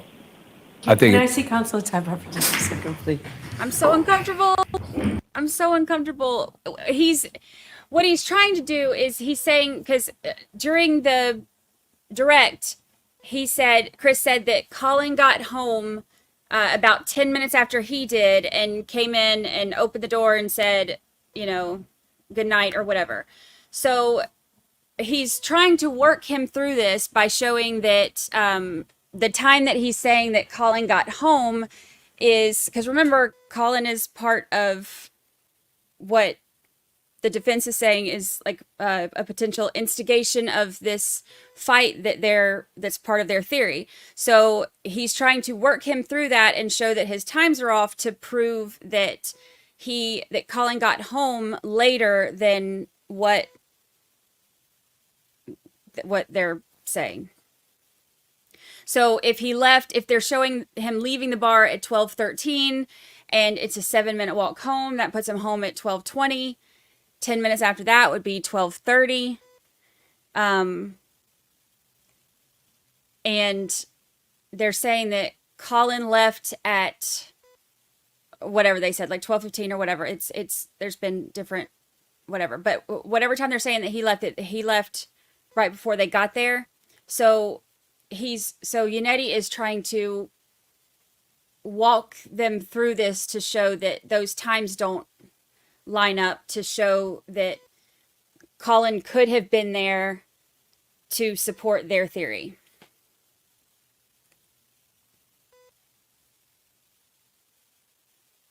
So if he left at 12:13, 7-minute walk, that's where he's trying to go with this, I assume.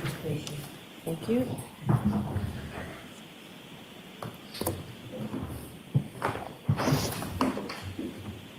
It's been pointed out to me that I think we're not making a connection here, and I think it might be my fault. With regard to the timing of how long it took you to go home, I believe your best estimate is about 5 minutes? Is that your testimony? And when I say home, I'm not talking about from D&E Pizza. I'm talking about that early morning when you're at the waterfall. I understand, yeah. I'd say around 5 minutes, I think, from the waterfall to Maple Street. Fair enough. So now, if you're leaving the bar at like close to 12:14, as indicated on the video, you're getting home somewhere around 12:19, 12:20, correct?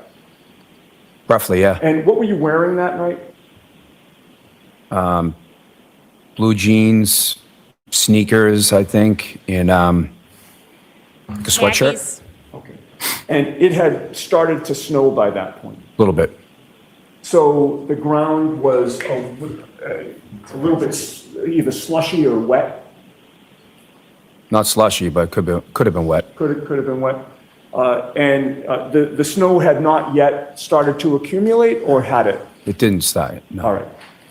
So you're walking home, but it was cold, correct? Correct. And would you agree that in the best case scenario, you might have had a little bit more clothing on for that cold walk home? I think I had a sweatshirt on. Right, but you could have used something else, right? Oh, probably. In light of the weather?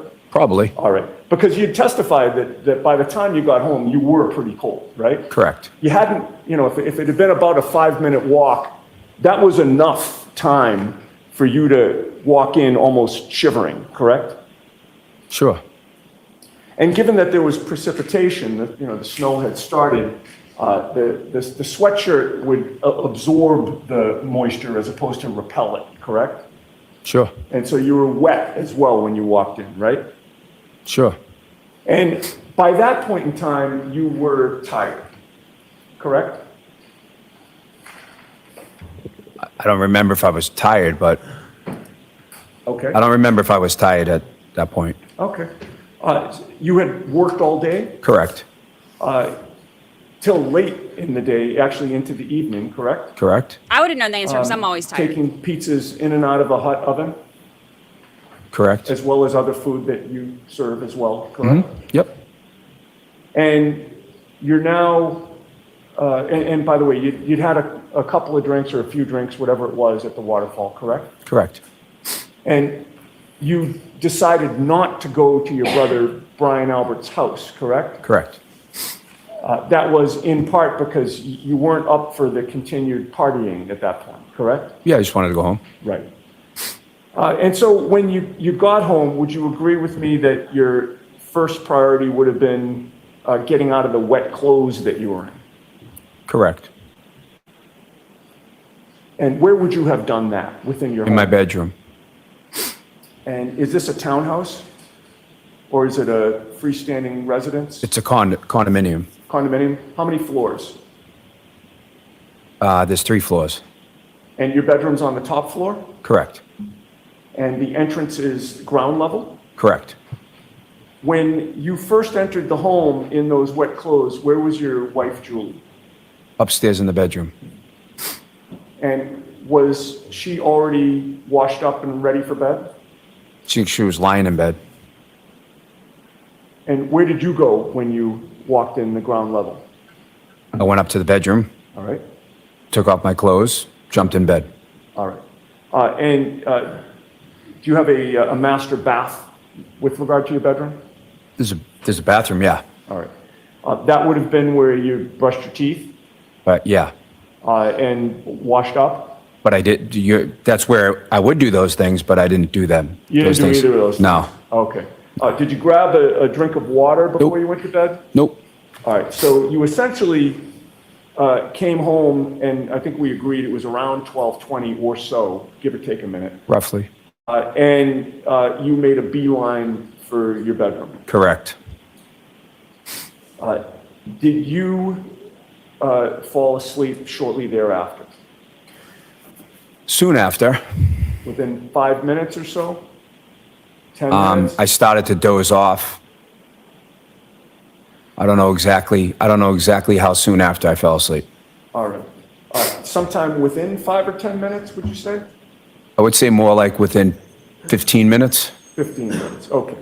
So with regard to getting home, and we'll call it 12:19, because I think that's more consistent with what you said, and understanding that it's just an estimate. If you're walking in the door at 12:19, it takes you maybe a minute to get upstairs? About a minute. You kicked off your sneakers downstairs, I imagine? Maybe. I don't remember. That was a long time ago. Okay, and then you walked up 2 flights of stairs, right? Probably ran up the stairs because I was cold. Okay, all right. So you're getting up there around 12:20 or so, correct? Roughly, yeah. And you believe that you dozed off about 15 minutes later, which would have made it about 12:35? Somewhere around there. All right. Now, when you came home, you would agree with me that your son, Colin Albert, was not home, correct? Not when I first got home. And in fact, I think your testimony was that 10 minutes after you got home, he opened the bedroom door? I think that's what I said, yeah. Do you want to stick with that? I'm just trying to recollect what I, thinking it over. So obviously it was a little bit longer. Because you actually woke up when he opened the bedroom door, correct? I don't think so. Did you not just testify before this jury just, I don't know, maybe an hour ago, that you fell asleep and that your son, Colin, opened the bedroom door and woke you up to say goodnight? Yeah, I guess that's what I said. Okay. And when you testified to that on direct examination, that was when Mr. Lally was asking you questions, correct? Correct. And you knew that you were under oath at that time, correct? Correct. And you were trying to be as accurate as possible, correct? Trying to be, correct. All right. So in terms of the timing of this, assuming that he opened the bedroom door after you already fell asleep, if you're getting home upstairs to your bedroom around 12:20 and it takes you 15 minutes to go to bed, and that's around 12:35, then sometime after you're asleep, after 12:35, that's when Colin opens the bedroom door, correct? I don't remember exactly. Well, it's difficult for you to remember how long you'd been asleep for when Colin opened the bedroom door, correct? Correct. You don't know if it was 5 minutes, 10 minutes, or longer, correct? I don't know exactly. Right. But it was some time after you fell asleep. To the best of my recollection. Now, with regard to your son, Colin, he obviously lived in the same neighborhood as John O'Keefe, because that's where your family lived, correct? Correct.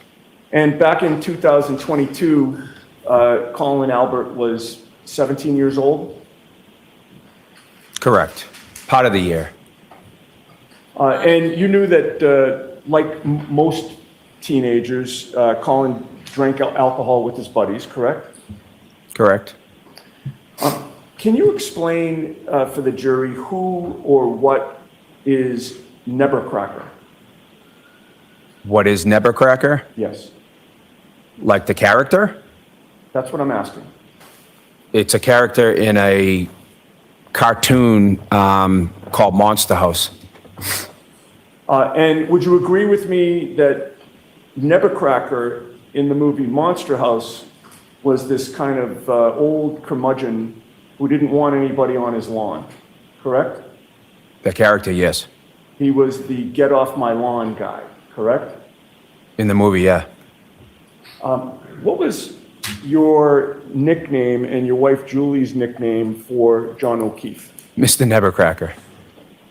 All right. And your wife Julie actually had John O'Keefe plugged into his contacts as Nebercracker, correct? Correct. In fact, you were there one time when Julie showed Karen Reed, her phone to show how John O'Keefe was plugged in as Nebercracker, correct? I believe so. And this whole nickname started because of a conflict that Colin Albert had with John O'Keefe. Not correct. John O'Keefe complained to you about things that Colin was doing. Not correct. He would tell you that Colin used to throw beer cans or beer bottles in his bushes, correct? Objection, Your Honor. So you can answer that. What's your answer to That is not correct. John O'Keefe told you that Colin used to flip him off, correct? Not correct. And say F you to him. Never. Colin used to cut through his yard. Nope, that was Dylan. You knew that John didn't like people cutting through his yard, correct? No, I don't know that to be true. Okay. So is it your testimony that John O'Keefe invited kids to cut through his lawn all the time? I don't understand. Is that a question? It was a question. I guess let me withdraw that and ask this. If John O'Keefe is Nebercracker, and he's the get off your lawn guy, are you denying that he doesn't like people cutting through his lawn? Do you want me to, can I explain? I just asked for an answer to my question. Mr. Lally will get up after I'm done, and I'm sure you can explain whatever you want. So no, he's not no. All right. Well, you would agree with me that there was a time when John O'Keefe was not home that you and your wife Julie went to his house. That is correct. And you entered onto his property, correct? On his front property, yes. And you had drinks in your hand. Correct. And you thought it would be funny to have a photo taken of you and your wife with drinks in your hand on his property, correct? Correct. And you knew it would be funny because you knew it would annoy him, correct? Objection, Your Honor. Oh, you can go ahead. Can you answer that? Yeah, he was actually asking us to watch his house while he was away. Right, but that doesn't answer my question, which was he didn't ask you to go onto his property with drinks in your hand and take a photo, correct? He asked us to watch his property. Okay, but again, in answer to my question, the answer is no, he did not ask us to go on his property and take pictures of ourselves with drinks in our hand, correct? Yeah, he didn't ask me to send him a photo. All right. And you would agree with me that Nebercracker wouldn't like a photo of somebody on his lawn with drinks in their hands, correct? The cartoon character, Nebercracker? Yes. Objection, Your Honor. Sustain. Next question, please, Yes. Ms. Giannetti. I have the photo.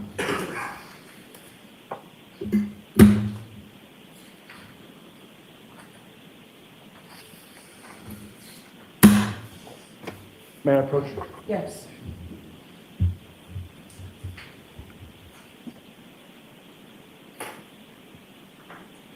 Okay.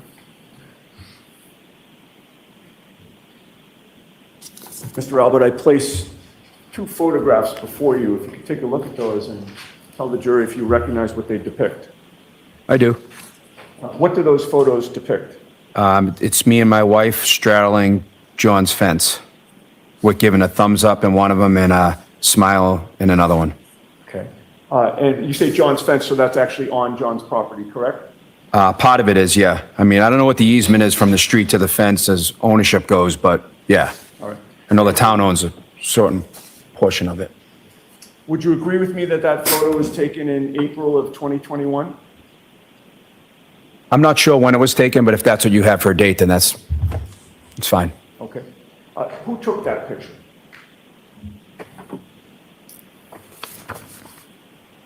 That's a good question. I have no idea. Where was your son Colin that night when you had that picture taken? I have no idea.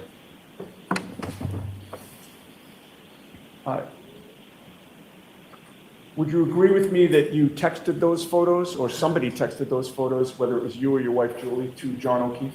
Absolutely. And offer those a fair and accurate representation of the photos that you took? Yeah. All right. I would offer those, Your Honor. All right, any objection? No, Your Honor.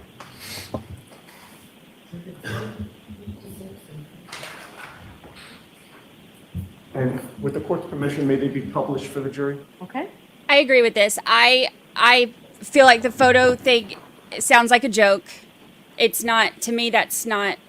With regard to that first photo. If I were them, I would have left that out. Is that, If I were first of all, defense. whose house is that in the background? That's John's. And that is you on the right and your wife Julie on the left? Correct. We have the second photo, please.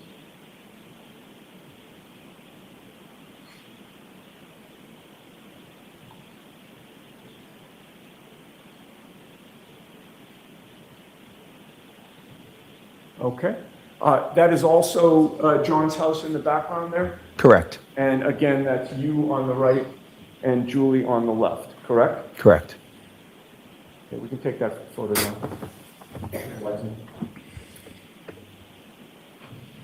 now.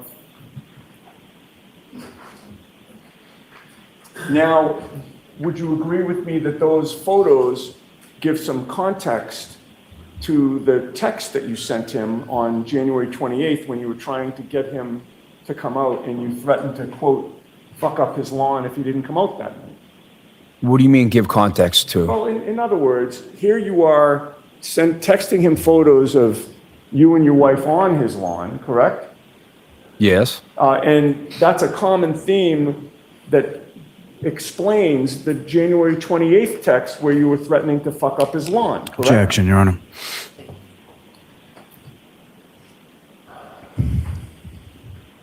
Okay.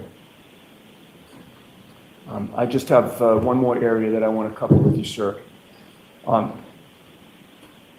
You previously confirmed that when you walked in your door on January 29th of 2022 after coming home from the waterfall, your son Colin was not home, correct? It's correct.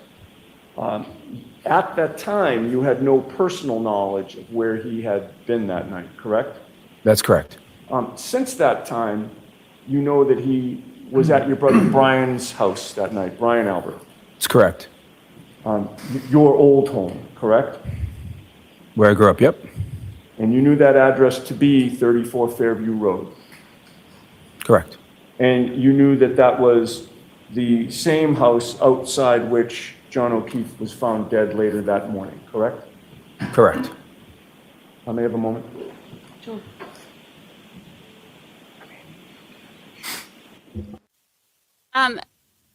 To me, because it just seems like banter type stuff. It's doesn't seem like a threat. And I think bringing that in this is just my opinion, everybody's gonna have opinions, but bringing that in to me showed, I think, more of just one other question. Friendly sir. banter type stuff than it does. When you spoke Negative. to Trooper Proctor on February 10th of 2022, you would agree with me that you never mentioned that Colin Albert was at your brother Brian's house that night, correct? Objection, Your Honor. Oh, I don't remember. all right. Thank you. Brief redirect. Yes, Your Honor. Go ahead. Okay. Thank you, Your Honor.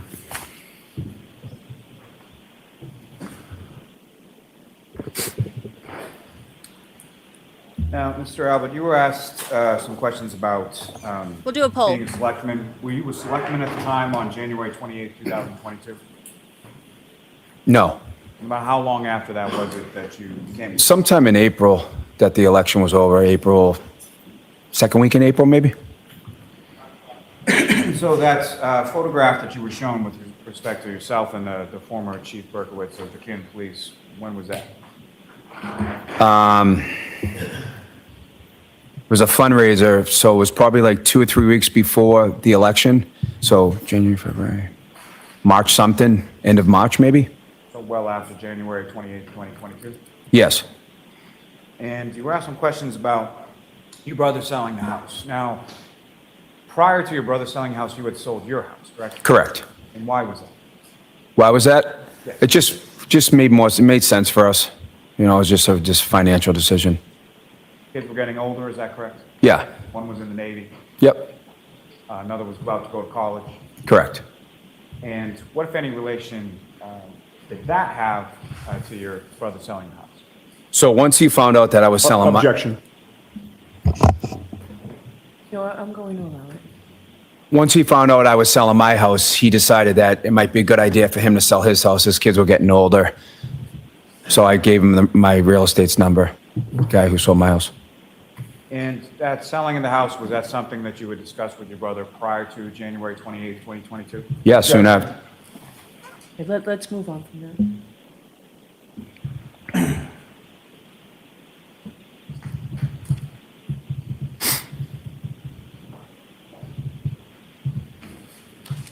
Now, with regards,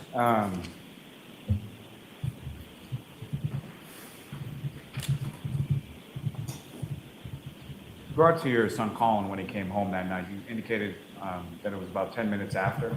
Now, was that 10 minutes after you arrived home or 10 minutes after you got into bed?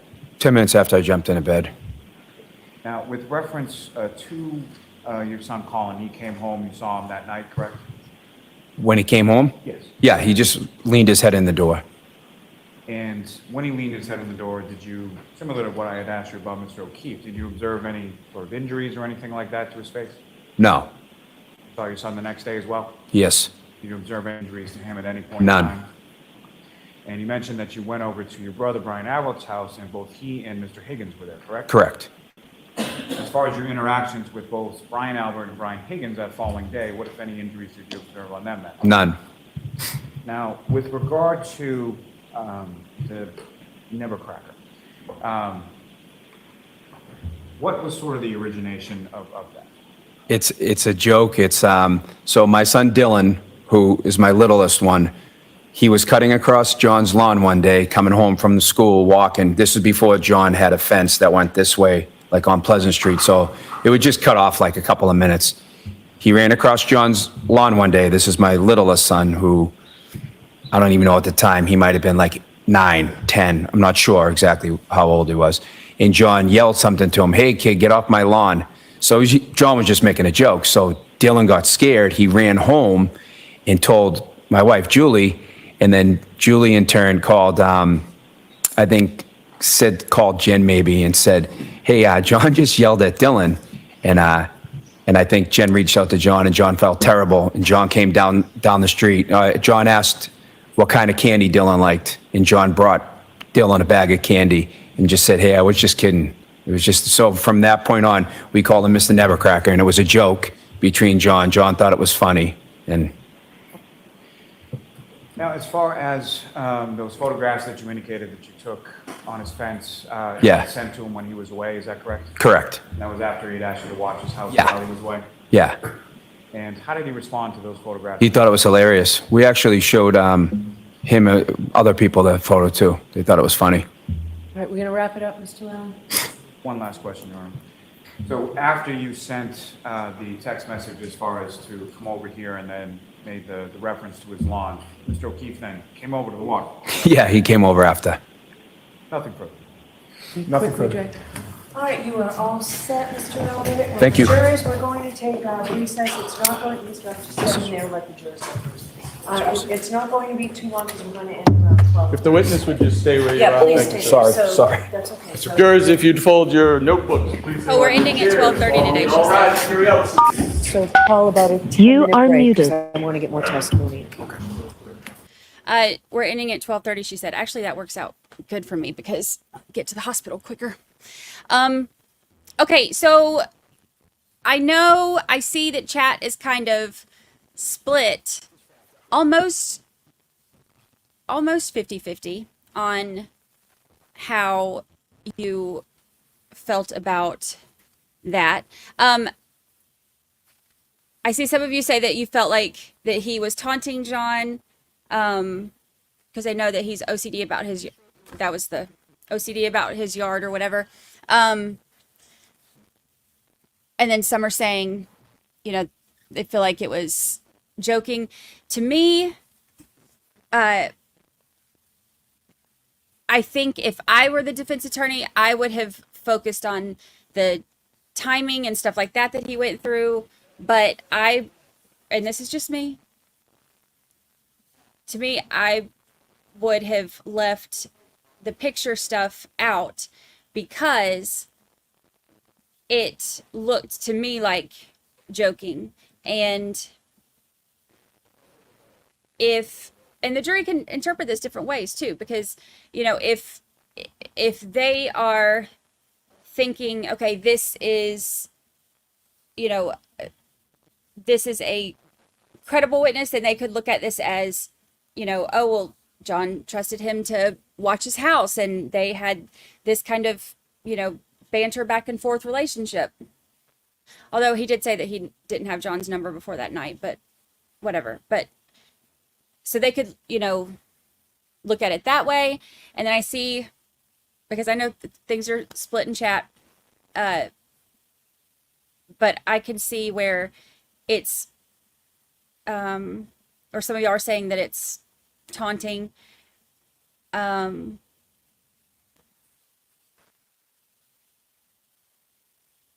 also keep in mind that the jury doesn't know all of the, like, all of this background stuff that we've heard. So their interpretation of what they're seeing may be different than what mine would be or what yours would be. So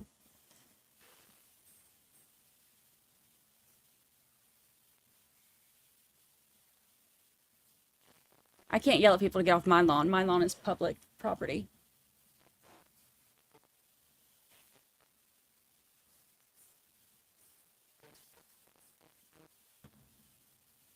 Let's see, Jess says, I appreciate y'all.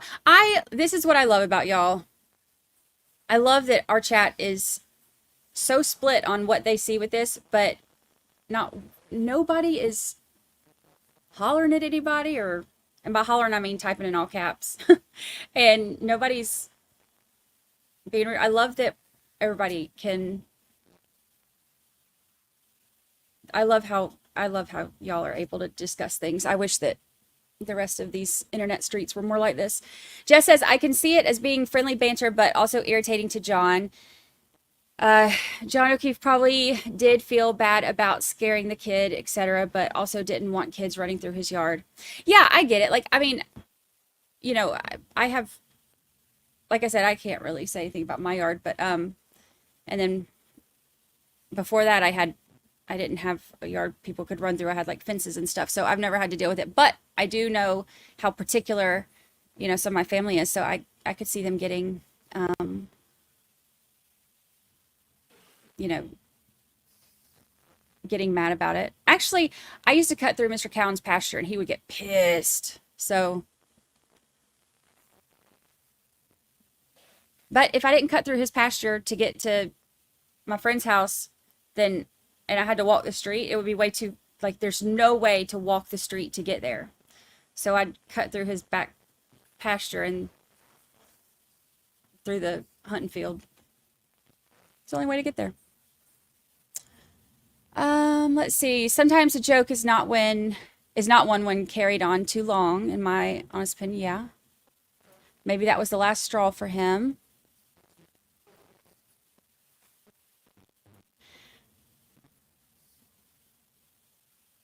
Happy 1 whole year memberversary. 1 whole year. 1 whole year. Dino 420, 1 whole year. Time flies. Mod extraordinaire.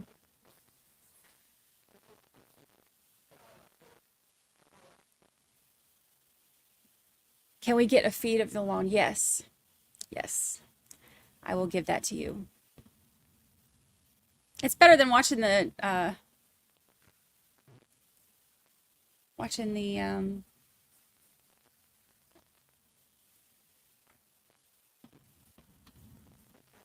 it's pretty out there today too.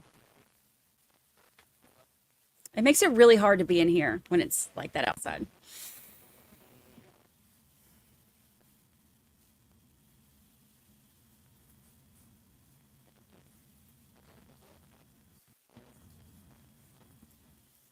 But I love y'all, so I do it anyway. Although I am going to get outside some this weekend. I have made up my mind. Oh, speaking of this weekend, what's today? Thursday? Yes, today's Thursday. Tomorrow I'm going to be on MC in Boston at 7. I think Canton Confidential. I'll find the link and I'll post it. And then Saturday, I'm going to do the Lego stream again, but this time I'm in control. They are going to be building Legos and I'm running the show. I'm going to be the host. And that's going to be Saturday night.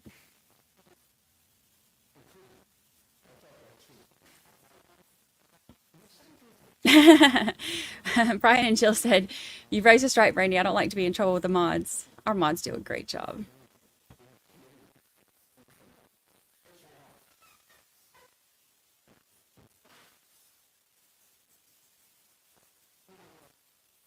Every single witness thus far has been shown to have selective memory. I think that, there's always going to be some inconsistencies with stuff. But what is always interesting to me watching trials is the ones who will remember very specific details about certain things, but then like total amnesia on some of the other things that are, in my opinion, are much bigger. Like, remember when Murdoch couldn't remember, all these big important things, but then he remembered that the reason that his car stopped for 33 seconds in his parents' driveway was because he dropped something in between the seats. Stuff like that. It's like, really? It happens in every trial, and it's always one of those things where I'm like, really?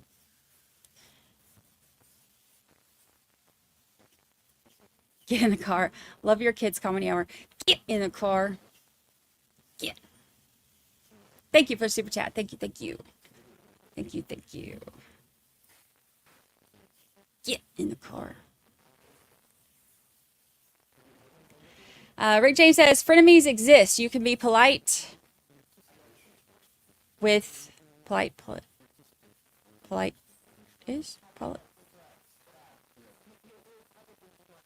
with folks, even if you think they are crappy,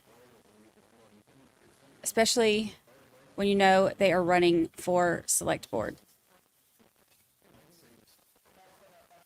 True that. Is there anyone saying that John O'Keefe had not asked Albert to watch property when out of town? I have no idea. I have not heard anything about that.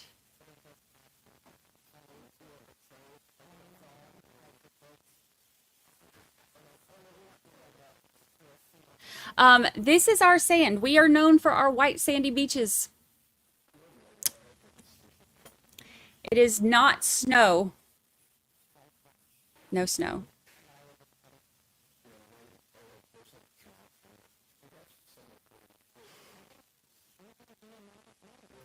Did he have his number or not? He called John when the sun was 9 to see if he yelled at the sun. I don't know, because he said in the one part that he gave him, unless it was maybe a different number or something, he said he gave him his number that day, right?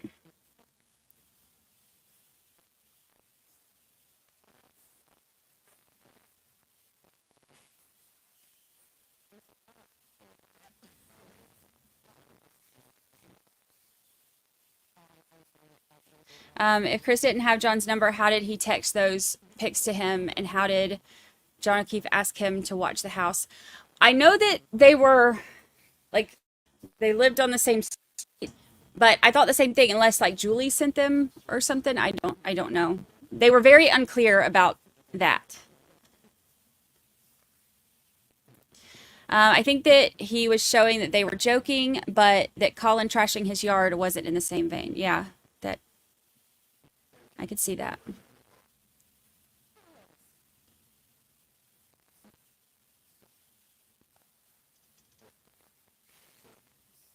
Bad Juju says, never have understood what people do and don't recall. If law enforcement asked what I was doing X date of X month, I would have to check my texts. Y'all, that's how I have to find out pretty much anything. I have to look at my texts, you know, my social media stuff, which I don't post a whole lot on social media, like personal stuff. Most of my stuff is like this kind of stuff, you know, these kind of interactions, like to do with this kind of stuff. But I have to look at everything. I can't, or like my camera roll, I'll be like, I think I took a picture that day, and I'll have to look at the data on my camera roll and stuff. I can't remember stuff. But then there are certain things that I will remember, like I might not remember dates or times or anything like that, but I will remember specific parts of events, specific things that stood out to me. And then some things I have terrible memory on. My memory has suffered a lot since after chemo. I have to, where I used to be able to remember things so much, now I have to write down everything and then still have to go back and listen again or whatever.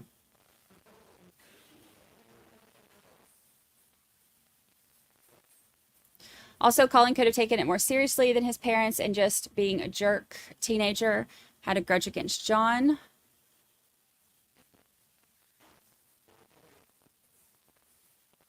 His wife called, so then it would be Julie.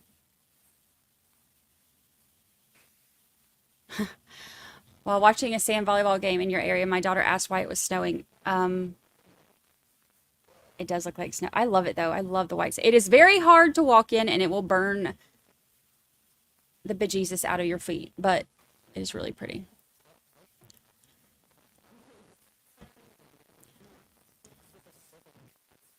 Let's see. Yes, Adam Montgomery's sentencing is today at 1 Eastern, I believe. And she just said that they're ending at 12:30 today, so. Hello, welcome, welcome. Eyewitness testimony is definitely 100% reliable. I'm waiting for the experts to explain how John's injuries were or were not consistent with being hit by a car and the timing of the how long text. Yes, those are some of the main things that I need explained to me if they're wanting me to get over that reasonable doubt hump.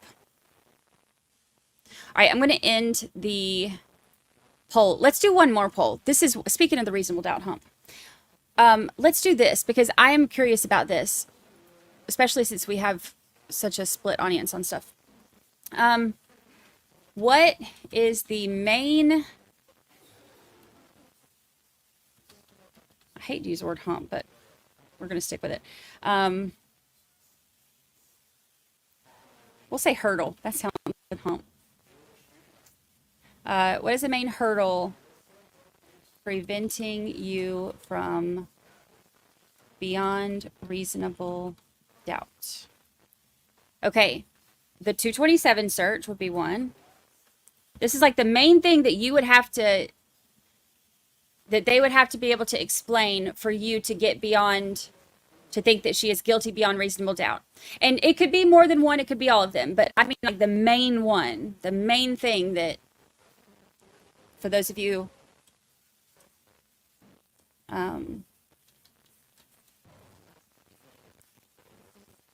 who aren't convinced. Okay, so the 227 search, the injuries,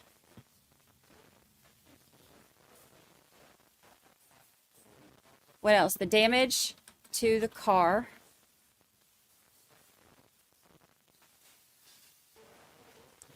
And we need one more. What's one more? We'll do one more. I did the 227 search, the injuries, and the damage to the car.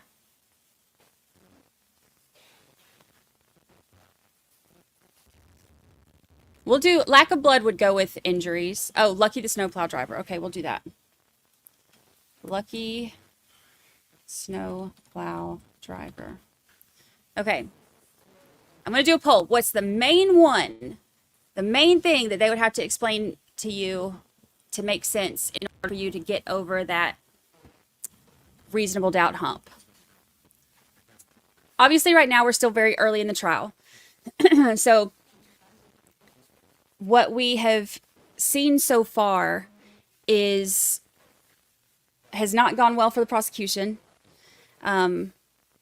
So if we're looking at this from the juror's perspective, there's nothing at this point that they've shown the jurors that is, that has moved this, like any kind of tip of the scale for them. They haven't seen any of everything so far has been like witness statements and stuff. And all of that has been, for the most part, been really positive toward her. So all of the other stuff has not really, like the evidence type stuff, not the statement type stuff, has been really, it hasn't come in yet. So that's going to be coming. So of those things that we know are coming, what do you think would be the one that you would have to get past the most?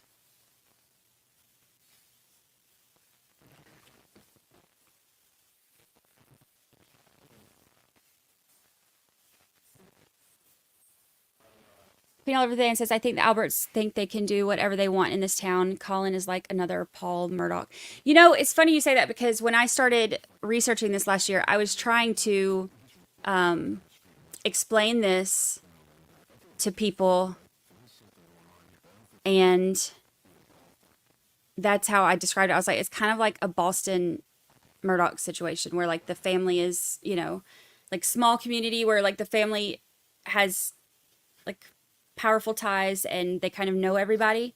So that's kind of how I used it, sort of, to essentially explain what, if any, connections they had.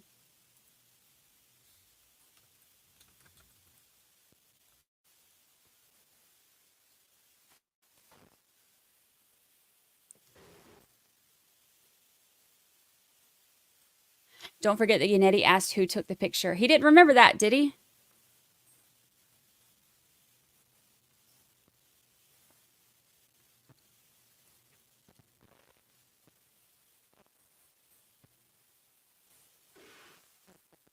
Not saying creating an alibi by sending texts that mean absolutely nothing, but not saying.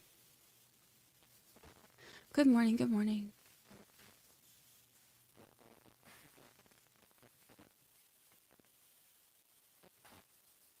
Said his wife called Karen.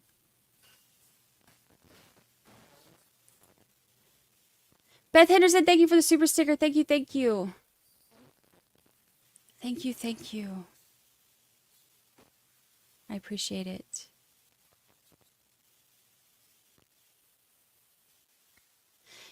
Terry says, to me, it looks like a joke that's not really a joke, because the fence was put up after their son cut through his yard, and now they take a picture on that same fence.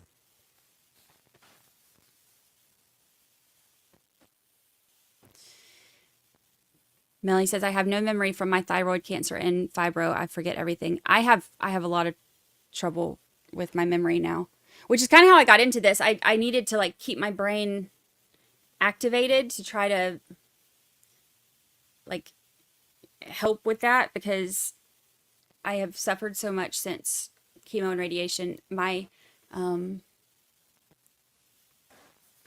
my memory is terrible. I have to take notes on everything.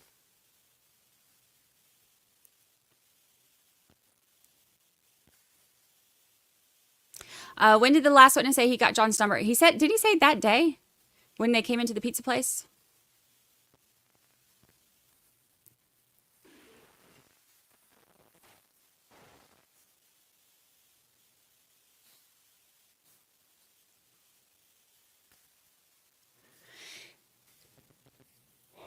Thank you, Jackie. Yes, hit the like button, please. Oh, and if y'all weren't here this morning, the new episode 12 is out. It is out.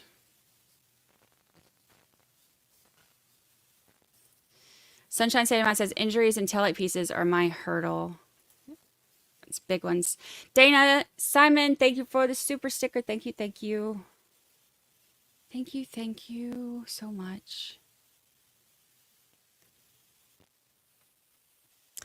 Bad Juju says, devil's advocate, could the women have known and not the men, explaining the how long search? What do you think? Y'all discuss. I like hearing y'all's perspectives on it.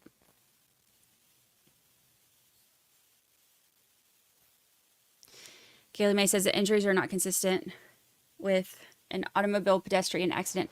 That's been one of my things too, is I need them to explain that to me. I don't understand it. I thought that they would give at least a little bit more of a hint of that in the openings, but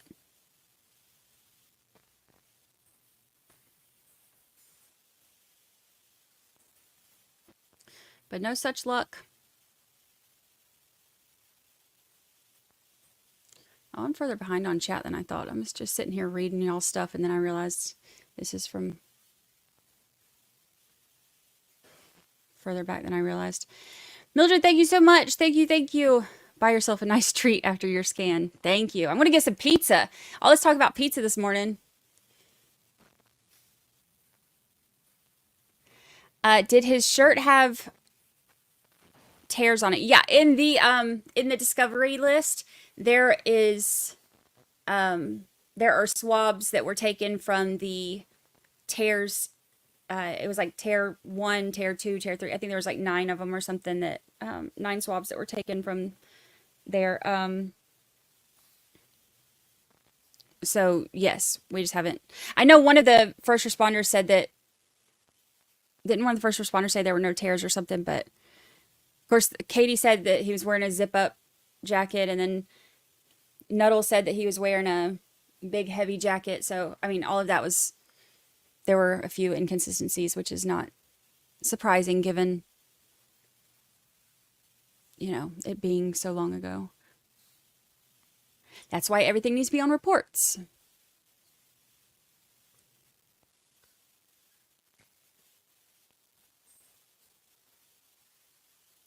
We are on a break for 10 minutes. Yes, he had that hoodie on that he was seen in the bar, at the bar in. He had that on.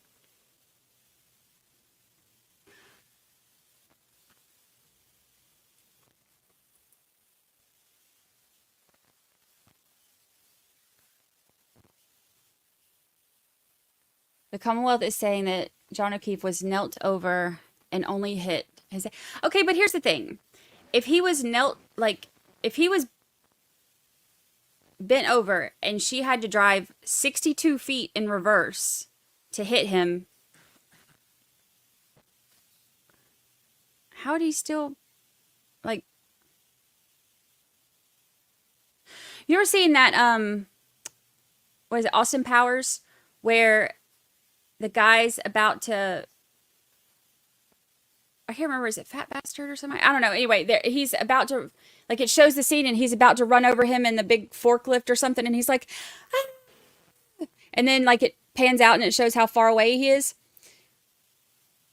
Point being, if there's a long distance that has to be traveled in order for a connection to happen, I would think that there would be enough time to react to that. So again, it's just, even with that, I get what their theory is. It just, to me, I still don't get it. It doesn't make sense to me. I'm going to need that to be explained. I don't get it. Natalie gives a membership. Thank you. Welcome, new member. Welcome. Thank you. Please be seated. Close back a second. Kelly, thank you for the super sticker. All right, Mr. Lally, your next witness, please. May we approach before the next witness is called, Your Honor? Okay. Thank you, thank you. Yeah, make it make sense. I have too many questions. Too many questions. All right, I'm going to end the poll and we'll see how y'all voted.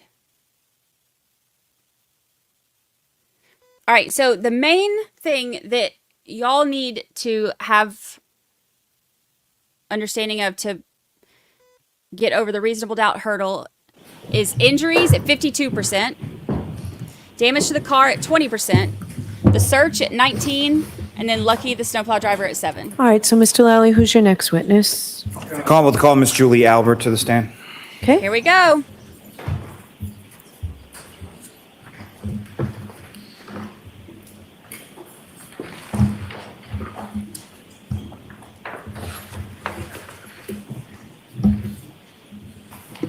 Okay, good. We're going to hear which of all the statements was consistent. This is why trial's so good. You can You solemnly swear the evidence you give the court and jury in the case now clear everything the up. whole truth and nothing but the truth, so help you God. I do. Thank you. All right, whenever you're ready, Mr. Lally. Thank you, Your Honor. Good morning. Good morning. Could you please state your name and spell your last name for the jury? Julie Albert, Albert. And where do you live now? I live at 22 Maple Street in Canton. And how long have you lived? A little over 2 years. And how long in total have you lived in Canton? My whole life. 48 years. And where did you live just prior to living on Maple?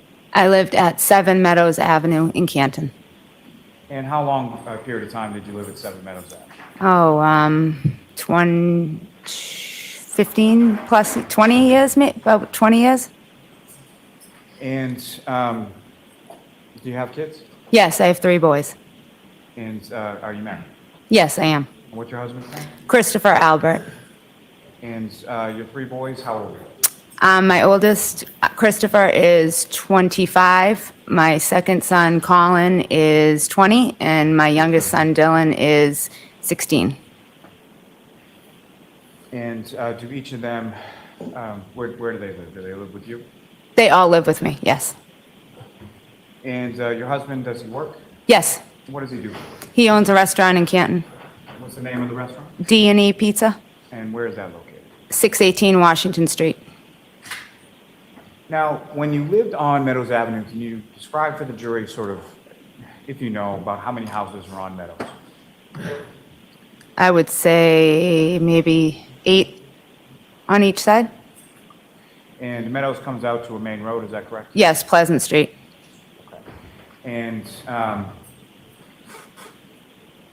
while you were living on Meadows Avenue, did you have occasion to come to know someone by the name of John O'Keefe? Yes, I did. And where did John live in relation to you?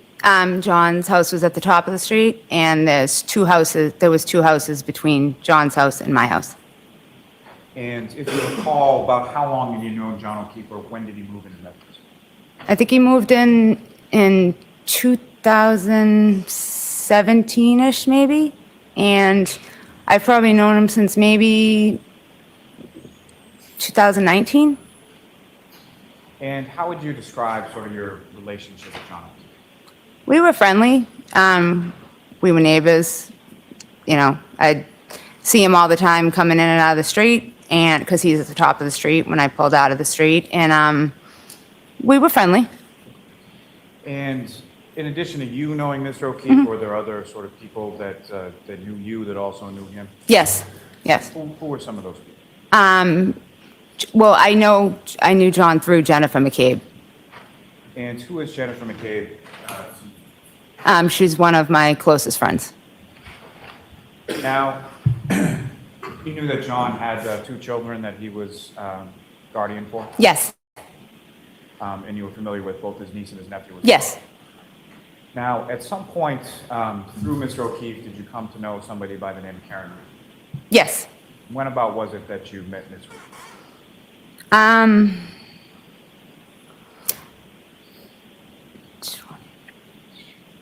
Maybe in like 2021, like, you know, pulling in and out of the street. If they were outside, if, a couple times out socially, probably in 2021, I would say. And if you could, just so we're clear, do you see Ms. Reed in the courtroom? Yes, between her lawyers right over there. That's a record of like identification independent Okay. by the witness. Now, on some social occasions that you were talking about, when you would see them out, would you have occasion to socially interact with Mr. O'Keefe and Ms. Reed? Yes. Is that something that like you and your husband did together, or was it more of a group setting type? No, a group setting. And with reference to, did you have occasions where you would socially hang out or interact with Mr. O'Keefe in which Ms. Reed wasn't there? I can only honestly remember one time, and that was, I don't even know if they were together at the time. And had you ever socially interacted or spent time with Ms. Reed separate and apart from Mr. O'Keefe? No. Now, if I could turn your attention to January 28th, 2022. Do you recall that day? Yes. Do you recall what day of the week it was? Friday. And what, if anything, did you have plans for that particular evening? The next day was my nephew's birthday. So we were a bunch of us were going to go out that night, the night before, to a bar in Canton. And by the night before, you mean the night before his birthday? Yes. And that nephew, what was that nephew's name? Brian Jr. And if you know about how old was he turning, or well, let me start with this. How old is he now? He's 24. So just turned 24 a few months ago? January, yep. And so he would have been turning, what, 22 at that point? Yes. Come on, Lily. When we say we had plans to sort of go out, who is the we? Myself, his mother, Nicole, my niece, Caitlin, and a couple of Brian's friends. Now, and you mean Brian Jr.'s friends? Yes. And so Brian Albert Jr. has a mother named Nicole Albert, is that correct? Yes. And how is she related to you? She's my sister-in-law. Our husbands are brothers. So your husband Christopher has a brother? Brian. Okay. And that would be sort of Brian Sr. For lack of a better term? Yep. Your husband Christopher, how many siblings does he have? 6. And Brian is the oldest? The oldest, yes. And so there were plans to go out that evening, the day before Brian Albert Jr.'s birthday, correct? Yes. And what were the plans? What did they sort of consist of? Without him. We were just going to go to Waterfall. And his Waterfalls, It's a bar in Canton on Washington Street. And from your husband's pizza shop at D&E to the Waterfall, about how far away are the two from each other? Very close. I mean, 200 steps maybe. You can, very, very close. Same side of the street or No, opposite? opposite sides. Now, when it came to that day, where did you go? Did you go to the Waterfall first or somewhere else, or if you know? I went to my sister-in-law Nicole's house to pick her up. And do you know the address where your sister-in-law and your brother-in-law live? 34 Fairview, where they lived, 34 Fairview Road. And that was somewhere that you had been numerous occasions before? Yes. And when you arrived at 34 Fairview Road, you went inside the house? I think I went inside for a moment, yeah, just to wait. And do you know who, if anyone, did you see in there that you knew or recognized or didn't? I know my niece Caitlin was in there, my nephew Brian. I don't recall. I don't recall who else was in there. Your sister-in-law, Nicole, was she there? Yeah, she was ready to leave. Yep. And when you left, I'm using sort of you in the plural, so you drove, is that correct? I drove. Yep. And who, if anyone, went along with you in your car? Nicole, my sister-in-law, and Caitlin, my niece. And Brian did not end up coming with us. And so your nephew Brian, for whom you had initially made the plans to go out Yep. to celebrate, didn't end up coming? Correct. And why was that? I don't think he was feeling up to it. And if you know about what time was it that you picked your sister-in-law and your niece up and then went to Waterfall? I don't remember exactly, but I would probably say between maybe 7:30 and 8, 7:30, like around 7:30 maybe. And you arrive at the waterfall, you go in. If you could just explain for the jury sort of when you walk into the door of the waterfall, where was it that the three of you went? When you walk into the door, there's a couple high top tables, long high top tables in front of you, and we just sat down at a high top table right when you walk through the door. Now, from your experience either that evening or prior evenings, on certain nights, does the waterfall have any kind of sort of entertainment? Yeah, they always have, every week's different. They have bands. And from your recollection, was there a band there that night? Yes, there was. Oh my And do God. you recall where you were seated in relation to the band? I was sitting at the end of the high top table closest to the door that you walk in, and the band was to the right of me against a wall in kind of like an alcove, like a little against the wall. And when you went there, was the band already sort of set up and playing, or did that happen later? I think they set up while we were there. I think. And so initially when you go there, do you go there and just have drinks, or did you eat something, or what? We ate, and yeah. And while you were there, as far as during sort of the meal portion of it, was there anyone else that joined you? I know my niece's boyfriend, Tristan Morris, came. I don't remember exactly when it was during that, but I know he was there. And then during the meal part, I don't think during the meal part anyone else, I don't think. So you recall, as far as the meal part was concerned, it's you, your sister-in-law Nicole, your niece Caitlin, and her boyfriend Tristan Morris. Correct. And Mr. Morris, did he stay for any extended period of time, or when was it that he left? I know he stayed for a little bit, but I honestly can't remember what time exactly he left. Now, your husband, was he working on that day? Yes, he was. And had you been in communication with him as to where you were going to be? Yes. And so the plan was basically for him to meet you at the waterfall when he was done with work? Correct, yes. And if you know about what time was it that your husband, Christopher, came over to the waterfall? Maybe not 9:30, 10, maybe. I don't And remember I don't exactly. Want you to guess, just Yeah. you know approximate time. Yeah. So at some time around 9:30 or so, your husband Christopher comes over to the waterfall? Yes. And what, if anything, did he do when he got there? I Let me ask came you in, yeah. this. He came in, did he get anything to eat, anything to drink? Yeah, he probably ordered a drink and just stood by the table, I would think. And you and the people in your group, were you drinking that night? Yes. What is it, do you recall specifically what you had to drink? I think I had just a couple glasses of wine. And your husband, do you recall specifically what he had that night? What he would drink is Miller Lite. And that's sort of typically what he would drink Yes. when he was out? Yes. And your sister-in-law, Nicole, do you recall what she was drinking? I would assume White Claw, a White Claw. And same question Don't assume. with regard to your niece, Kate. Yes, probably White Claw as well. Objection. Don't assume. Now, while They don't listen to me. while you were there, who, if any, so after your husband came in, who, if anyone else, sort of came in and joined the group that you were with? My brother-in-law, Brian Albert, and his friend, Brian Higgins. And obviously you know your brother-in-law, Brian Albert, correct? Mm-hmm. And Is that do yes? you know... Yes.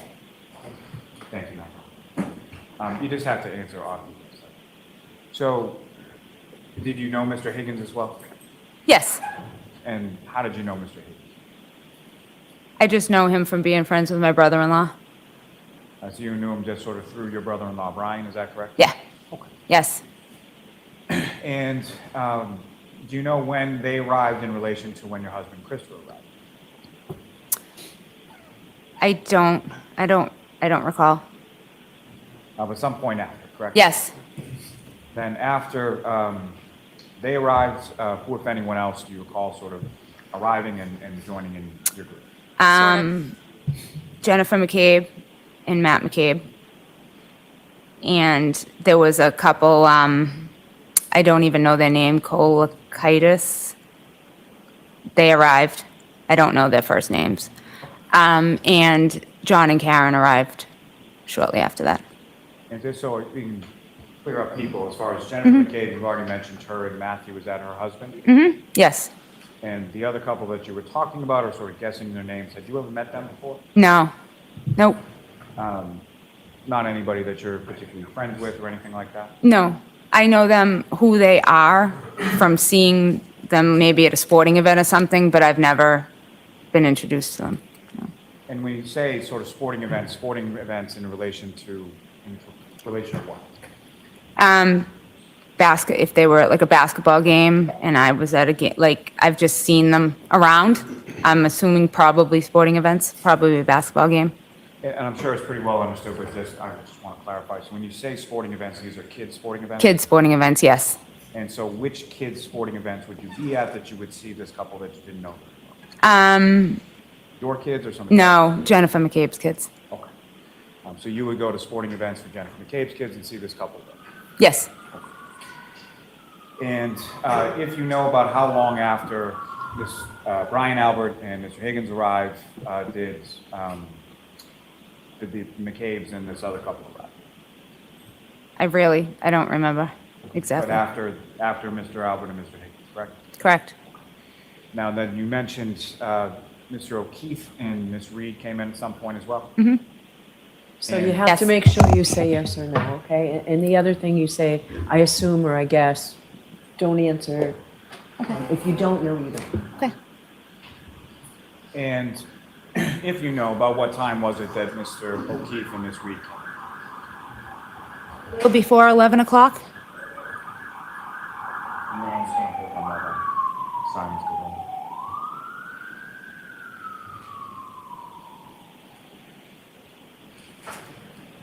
Okay.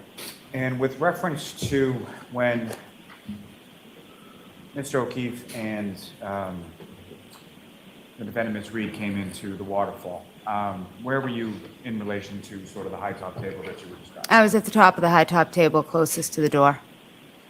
And when they came in, where did Mr. O'Keefe and the defendant go?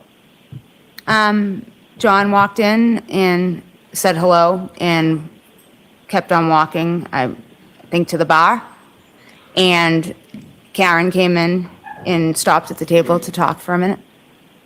And during the time that she stopped at the table to talk for a minute, what, if anything, did she do? She opened her jacket and had a glass and pulled the glass out and started drinking the drink.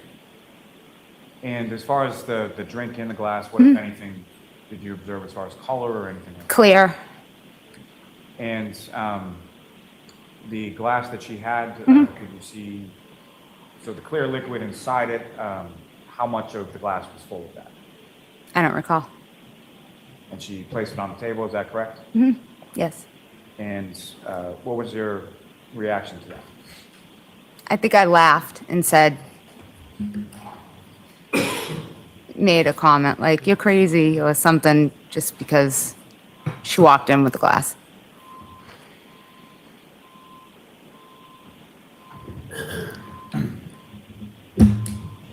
Now, did you know where Mr. O'Keefe and Ms. Reed had been coming from prior to them getting to the waterfall? Yes.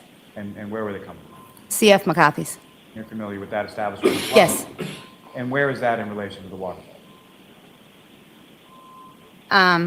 It's maybe 200 steps right next to my husband's restaurant.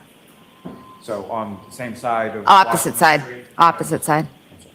On the same side of Washington Street as your husband's restaurant? Yes. Okay. In the same vicinity from D&E to Waterfall, CF McCarthy's Yes. Water. Yes. Now, over the course of the evening, did you have occasion to see Mr. O'Keefe? He was at a bar, he had something to drink, is that correct?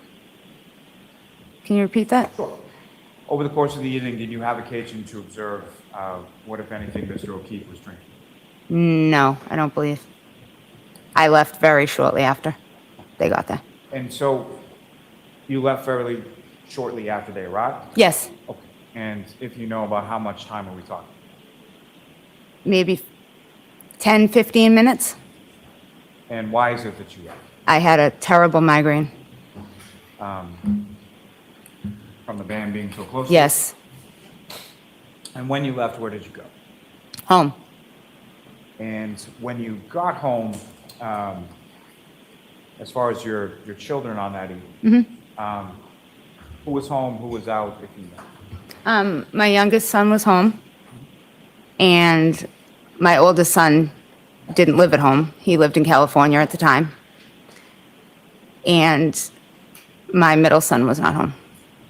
And so your oldest son, Christopher, he was in the Navy at that point? He was in the Navy, and he was stationed in San Diego, yes. And so your middle son, Colin, he was out. Did you know where he was? Yes, he was at, I believe, his friend Michael Leonetti's house.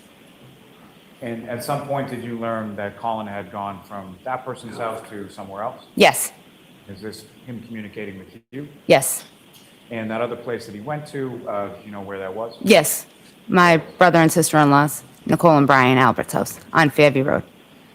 And was that in relation to your nephew and his birthday? Yes. Now, while you were, if I could take it back to the waterfall just for a second. So while you were at the waterfall, obviously you see Mr. O'Keefe and Ms. Reed come in. Do you recall what Mr. O'Keefe was wearing? I know he had a hat on, he had jeans on, and he had something with a hood. And from your observations, did you ever see him with like a winter coat or a jacket or anything like that? I did not. And with regard to the clothing that you observed him wearing, what, if anything, did you observe as far as the condition of that clothing? And that, I mean, was it torn, was it disheveled, anything like that? No, nothing that I remember. And with regard to Mr. O'Keefe, as far as his appearance, what, if anything, did you observe about him as far as injuries or anything like that? Nothing. Now, with reference to your group as far as at the waterfall, how would you describe sort of the overall demeanor or tone of the group and what was going on then? Just normal.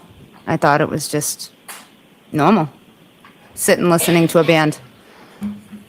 So at least during the time that you were there were no sort of arguments or disagreements or anything like that? Nope, nothing. And specifically to Mr. O'Keefe and the defendant, Ms. Reed, while you were there, during the short time that you were there, when they were there, did you observe anything as far as any arguments or disagreements or anything like that? No, I did not. Now, at the time, so during that time between when they arrived, you mentioned that John went up to the bar, correct? Yes. And where did the defendant go? She talked to me at the top of the table for a few minutes, and then I believe she made her way down the table to either Jennifer McCabe or the couple that was at the end of the table to speak with. And was it during that period of time that you had enough with the migraine and went home? Yes, I left very, very shortly after that.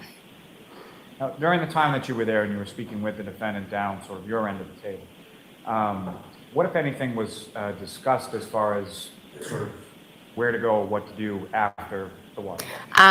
I do know that, I do remember, I'm sorry, that Karen had asked if we could go back to D&E, my husband's store, and make pizza, because that's something we frequently do if we're out at the end of the night, if we're hungry. And was that something that you had discussed with Ms. Reed either on that date or on a prior day? I believe we discussed just that we went there once, and we said next time she'll have to come with us. And was that something that was discussed as a possibility or something that was going to happen that night?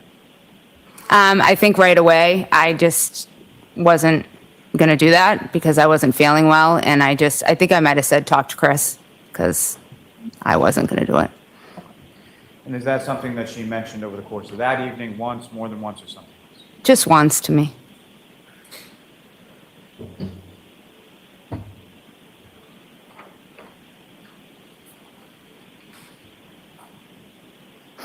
So when you get home, at some point, the rest of your family came home at some point in the evening, correct? Yes. And Who came home first, your husband Christopher or your son Colin? My husband. Do you know about what time that was? I want to say about after 12, maybe 12:10, around there. So sometime around 12:10? Sometime around 12:10, yes. And what, if anything, do you recall specifically about when your husband Christopher came home? He came upstairs to my room. He was shivering because it was cold out, and he immediately went to the bathroom, got undressed, and got into bed. And your son Colin, have you been in communication with Yes. him over the evening? Yes. And about how long was it after your husband came home that your son Colin? 10 to 15 minutes. And were you essentially waiting up for him? Oh, yes. Yep. Is that sort of common practice? Yes. I do not go to bed until my kids are home. And is there another common practice as far as when your kids come home, where do they go when they first come in? They immediately will always come in the door, maybe grab a water out of the fridge and come upstairs and give me a kiss goodnight and tell me that they're home. Now, did that Close happen on this family. occasion? Yes. And so Colin came into your room at some point? Yep, he came right upstairs. Yes. And when Colin came into your room and he came upstairs, did you have occasion to observe him as far as talk to him, obviously? Yes, we talked for a minute. He asked me if I was feeling better. And yeah, we talked for a moment. And during that conversation that you had with Colin, similar to what I had asked you with regard to Mr. O'Keefe, what, if any, injuries or anything did you observe on your son Colin? None. And fair to say the next day, at some point, you talked to and had interaction with your son? Yes. And what, if any, injuries or anything did you observe? None. That? None. So I know this is sort of hard, so wait till Mr. Lally finishes his question Okay. before answering, okay? Mhm. Thank you. Now, after your son Colin came home, and you eventually went to bed, is that right? Yes. And turning your attention to the next morning, the Saturday morning of the 29th, about what time was it that you woke up? I woke up about 8-ish. And with regard to your nephew, Brian Jr., whose birthday it was now on the 29th, what, if any, sort of tradition do you have with respect to him this birthday? Every year on his birthday, I go to Dunkin' Donuts. I get him 6 donuts, and I bring them to the house, and I leave them there with a card before he gets up. So when he wakes up, they're there. I've been doing it for years. And is that what your intention was on this morning as well? Yes. And is that what you did on that? Yes. Now, when you woke up, probably like most people, at some point did you look at your phone? Yes. And when you looked at the screen to your phone, what, if anything, did you see? I had a missed call from my friend Jen McCabe. And was there any sort of notation in regard to the missed call as to what time that missed call had come in? But it was 5:55 maybe? So sometime earlier in the morning. Early morning, yes. And beyond the missed call, was there any other sort of stamp or notification on the phone as far as a voicemail, text message? Nope. I'm sorry. No, there was not. And not from Ms. McCabe, correct? Correct. And not from anybody else? Correct. And at any point in time on that morning over the phone, did you speak with Ms. McCabe? No, I did not. And did you call her, so you didn't call her back or anything like that? I did not. And so after you wake up, at some point you go to Dunkin' Donuts and get the 6 donuts? Yes. And where did you go with those? I drove to 34 Fairview. And when you arrived at 34 Fairview, where did you park in relation to the house? I pulled into the driveway. And when you came up to the house and you were driving to the house, at this point what was the weather like at this point? It was coming down, the snow was coming down pretty good. And with reference to the house, what, if anything, did you notice out of the ordinary with regard to the house or the street or anything else? Jennifer McCabe's car was in the driveway. And as far as any other vehicles on the street or anything like that, what was going on at that point? I don't recall. I don't. Nothing you can recall? No. About what time was this that you got there? 8:30, 9 o'clock, 8:30, around that. And when you get there, you pull in the driveway, what did you do? I opened my car door. I got out to walk to the car in front of me to leave the donuts and card inside my nephew Brian's car. And Brian Albert came to the door. Brian Albert Sr. came to the door, and he told me to come in, asked me to come in for a second. And I said that I didn't need to. And he said, I'm just leaving this gift for Brian Jr. And he said, no, just come in for a second. So I went into the house. When you walk into 34 Fairview Road on that morning, who, if anyone else, was there? Nicole Albert, Brian Albert, Brian Higgins, Jennifer McCabe, and Matt McCabe. And where were they in relation to the house? In the kitchen. So wait, is she saying Chris was what, with if her? anything, did they tell you at that time? When I first walked in, nothing. Everyone was just sitting there, and I was looking around, and everyone was visibly upset. And I asked, what's going on? And another maybe 30 seconds went by, and Jen said, something's happened to John. And I said, John, she said, John O'Keefe. And I said, is he okay? Objection. No, I'm going to allow it. I said, is he okay? And she said, we don't know. And that was that. And after hearing So where's Chris? that information, how long were you at your brother and sister-in-law's house that night? Probably about half hour, 45 minutes, maybe. And Chris was with where her, did right? you go from there? She didn't I went say. home to wake my husband up to let him know what had happened. And at some point after you go home and wake up your husband, where did you and your husband go? We went back to I woke up my husband, told him what had happened, and we went back to Fairview. And so the second time that you had gone back to Fairview, how long a period of time were you there that time? So that's why. I would say probably half hour, not long. And then after that half hour or so, where'd you go after that? Back home to my house. Now, during either of those occasions when you were at 34 Fairview Road on the morning of the 29th, you had occasion to talk and observe Brian Albert Sr., correct? Yes. And similar to the questions that I asked you with regard to Mr. O'Keefe and your son Colin, what, if any, injuries or anything out of place did you note with respect to Brian Albert Sr.? Nothing that I saw. And same question with respect to Mr. Higgins, as far as you made observations and spoke at least in the same room as him on that morning? Yes. And what, if anything, did you observe as far as injuries or anything else on Mr. Higgins? Nothing.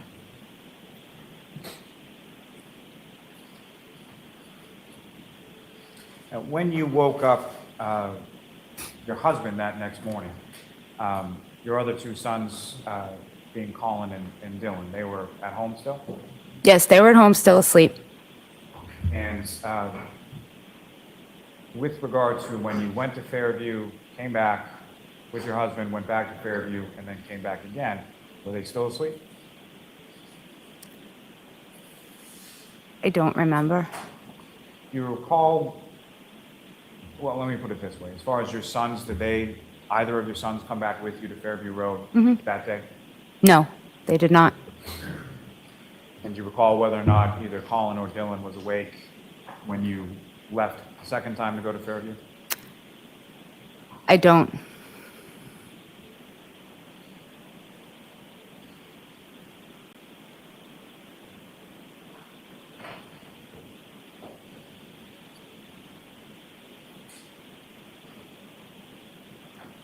She went and then went back. A few days after Told this, him, did and you then have went occasion back. to meet with a couple troopers from the state police? Yes, I did. They came to my home. And when you say they, how many of them came to you? There were two. And you spoke to them that day in reference to what you had observed at the waterfall, everything you just testified? Yes, I did. May I have one moment, Your Honor? Yes.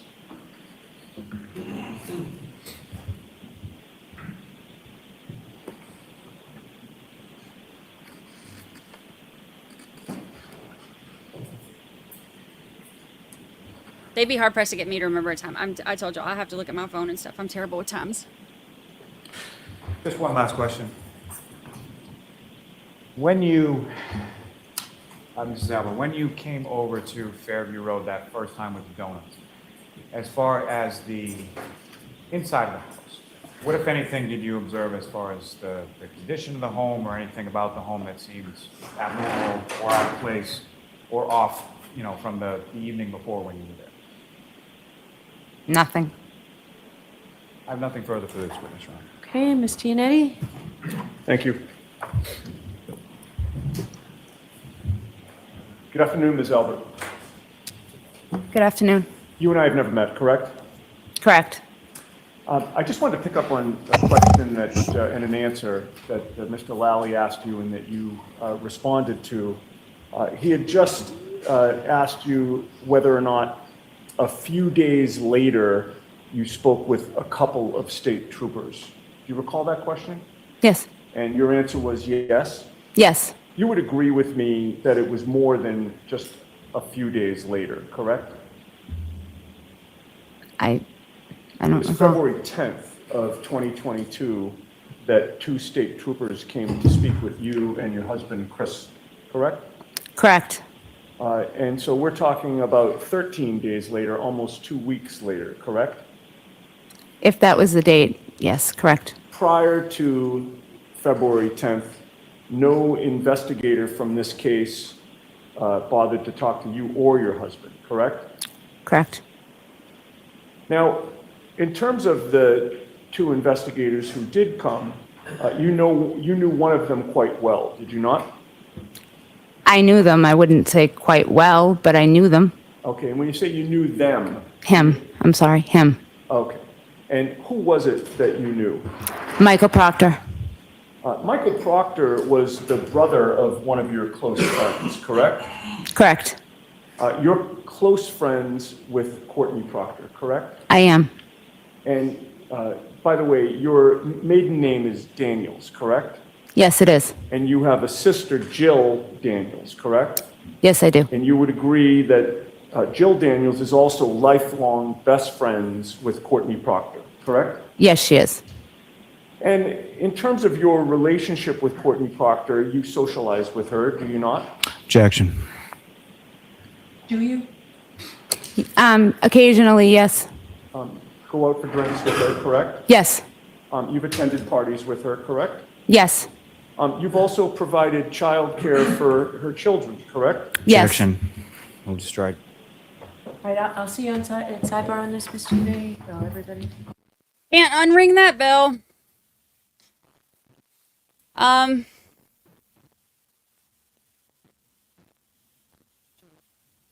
Okay, so the first statement, this is why this investigation is such a problem. And this is why I've said over and over and over, we don't know if the conflicting statements are coming from the people or the police because they didn't record it. So, but this is exactly why I have been screaming from the rooftops that this investigation has been such a problem. The first report said that she found out about John O'Keefe's death at 4:55 a.m. or whatever it was when her sister called. The second report said that Buchanan said, or I don't know if it was the second one. Anyway, one of the interview with them or whatever said that her and Chris Albert followed everybody over to 34 Fairview. So that's two different stories that were in reports that are wrong. So now we're hearing, now that they're on the stand, imagine if they had been recorded when they were talking about this the first time. Imagine what could have been prevented. She went over there to take donuts, then came back to get him, tell him, and then went over there. If that had been recorded, or if there had been statements that the witness signed. I'm just saying, I will not get off this soapbox. There's no reason for them to have done such a crappy job. Also, they can't unring that bell. Did you see her flinch when she answered because she realized the objection was sustained and she shouldn't have answered? So it'll be interesting to see what they say about this. That is one of the things that the defense is, going to have to prove for their theory to the jury, and they just heard that. So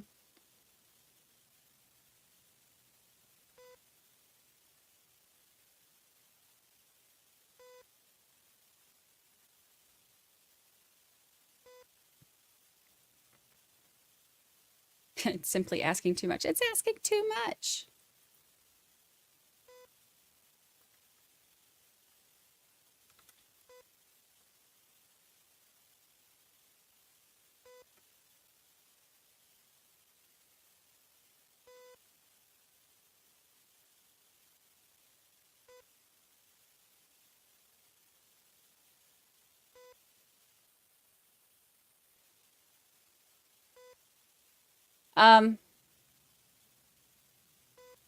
Yeah, you could tell she was like, oops, wasn't supposed to answer that.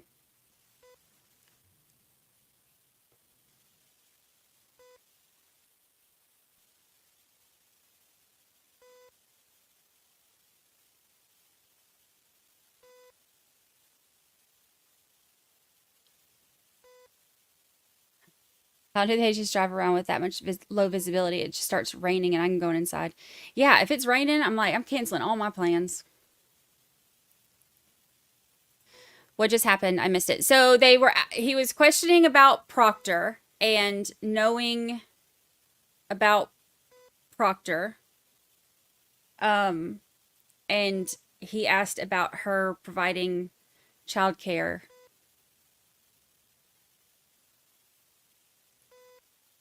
To the kids. You want to see it again while they're at sidebar? Sidebar? I'll play that last question for you real quick. Was the brother of one of your close friends, correct? Correct. You're close friends with Courtney Proctor, correct? I am. And by the way, your maiden name is Daniels, correct? I do. And you would agree that, correct? Yes, she is. With her, do you not? Occasionally, yes. Yes. You've also Oh, there it is.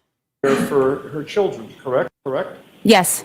This is it. You've also provided child care for her children, correct? Yes. Objection. Move to strike.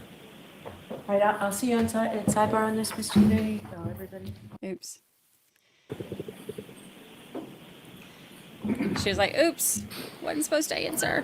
So, Ms. Albert, you provided child care for Courtney Proctor's children? Objection. You need a time frame, Mr. Unani. Have you ever provided child care for Courtney Proctor's children? Objection. So you need a time frame. Before January of 2022, did you provide child care for Courtney Proctor's children? Yes. When?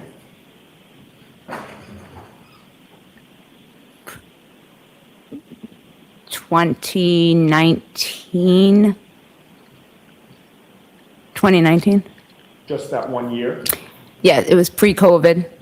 And then when COVID happened and everything shut down, I wasn't helping her any longer. Okay. And then occasionally after, I would help just on an as-needed basis. Okay. After COVID.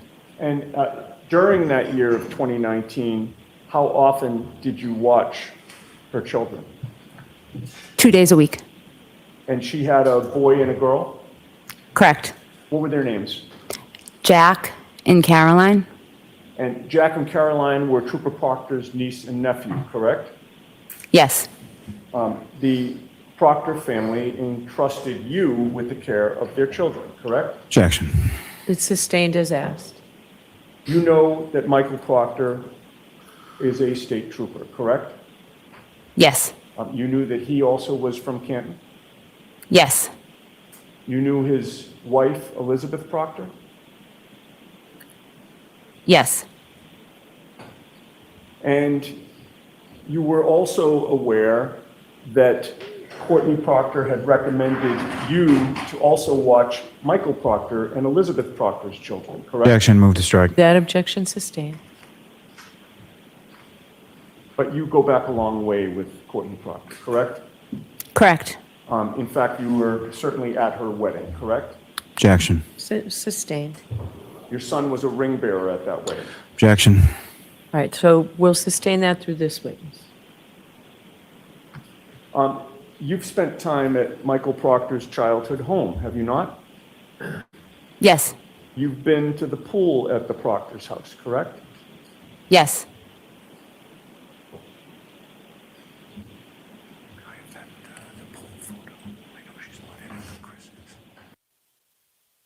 Hi, Mike. Talking about the pool photo. May we approach? Uh-oh. Oh my lord. Oh my lord.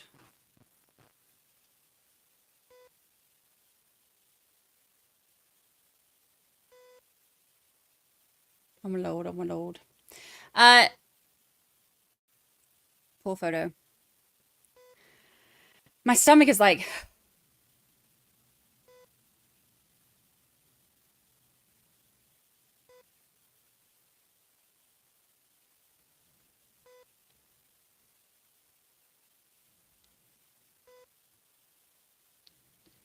Can't unhear it.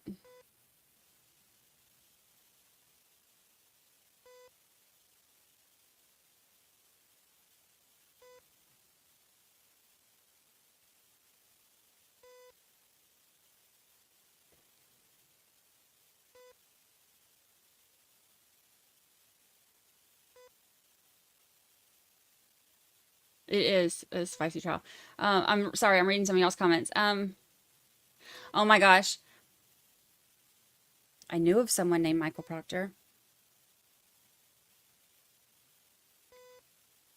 It's an acquaintance.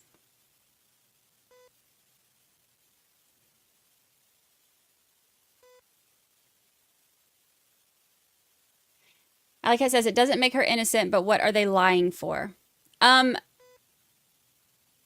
You know, that has been one of my things, and I think that a lot of people, I've noticed, a lot of people, as much as I pointed out all of the inconsistencies and the things that keep changing, and I've been so critical of the investigation and the investigators and Proctor, and like I've been very critical of them because I feel like they made such a mess of this, and I feel like there have also been things that have not made sense with some of the witnesses that I'm confused about that I want cleared up. But that's one of my things is like, if, regardless of why she's, you know, regardless if she's innocent or guilty, How many times have you been to the Proctor's pool? I'd say maybe a dozen. And you've certainly taken your children there as well? Yes. Colin has been to the Proctor's pool? Yes. And you've seen Michael Proctor's mother and father at that pool, correct? Yes. You've seen Courtney Proctor and her husband at that pool, correct? Yes. You are very close with Courtney Proctor, correct? How would you define very? Well, I guess I'd ask you to define very close. Do you deny that you were very close with Courtney Proctor? No, what? Objection, Your Honor. No, go ahead, next question. You got your answer. I didn't hear the answer. Go ahead, repeat that. Do you deny that you were very close with Courtney Proctor? No. Okay. You talk regularly, correct? Yes. You text each other, correct? Yes. You also talk by phone? Very rarely. Is it fair to, did you say very rarely you talk Phone. to Courtney Proctor by phone? Usually it's text. But do you stand by that testimony that you talk to Courtney Proctor very rarely by phone? Do we have a time frame? Do you mean now or do you mean then? Let me ask you this. Between February 1st of 2022 and September 6th of 2022, did you only speak rarely with Courtney Proctor? I don't recall. Were you using Courtney Proctor as an intermediary to communicate with Michael Proctor about this case? Objection. I'll allow it. No, I was not. Are you aware that between February 1st of 2022 and September 6th of 2022, you and Courtney Proctor spoke by phone 67 times? Objection. Were you aware of that? No, I don't know the exact count. Do you deny that you spoke 67 times? I don't deny it, but I don't recall the exact amount of times. Okay, so you don't deny that you spoke 67 times. Do you still want to maintain your testimony that you only talked very rarely with Courtney Proctor during that time period? I just don't remember the exact amount of times.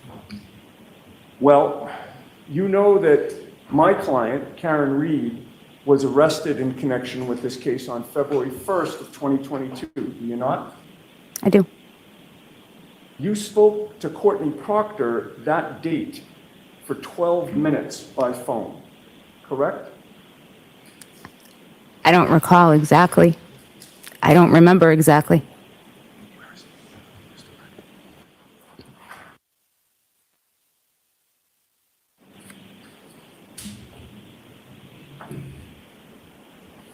May I approach? Sure. Before I approach, your memory's exhausted as to whether you spoke to Courtney Proctor that day, and if so, how long the two of you spoke? Yes.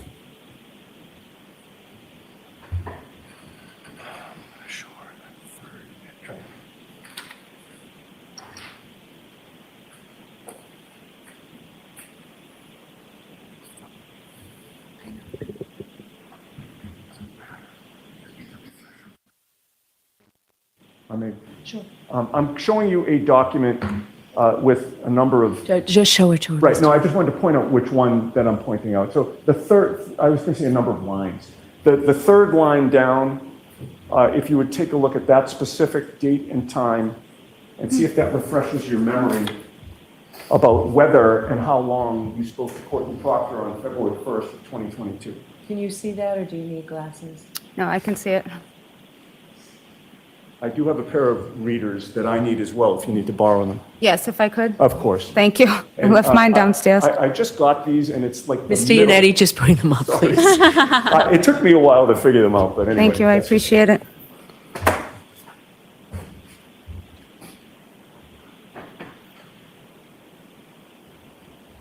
It's the third line down. Third line down.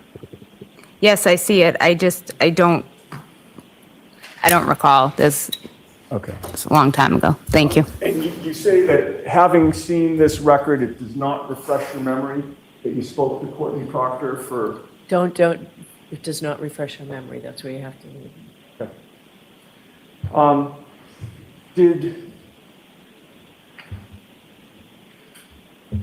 Did Courtney Proctor tell you the day of my client's arrest on February 1st that she had been discussing the case with her brother that day? Objection. Sustained.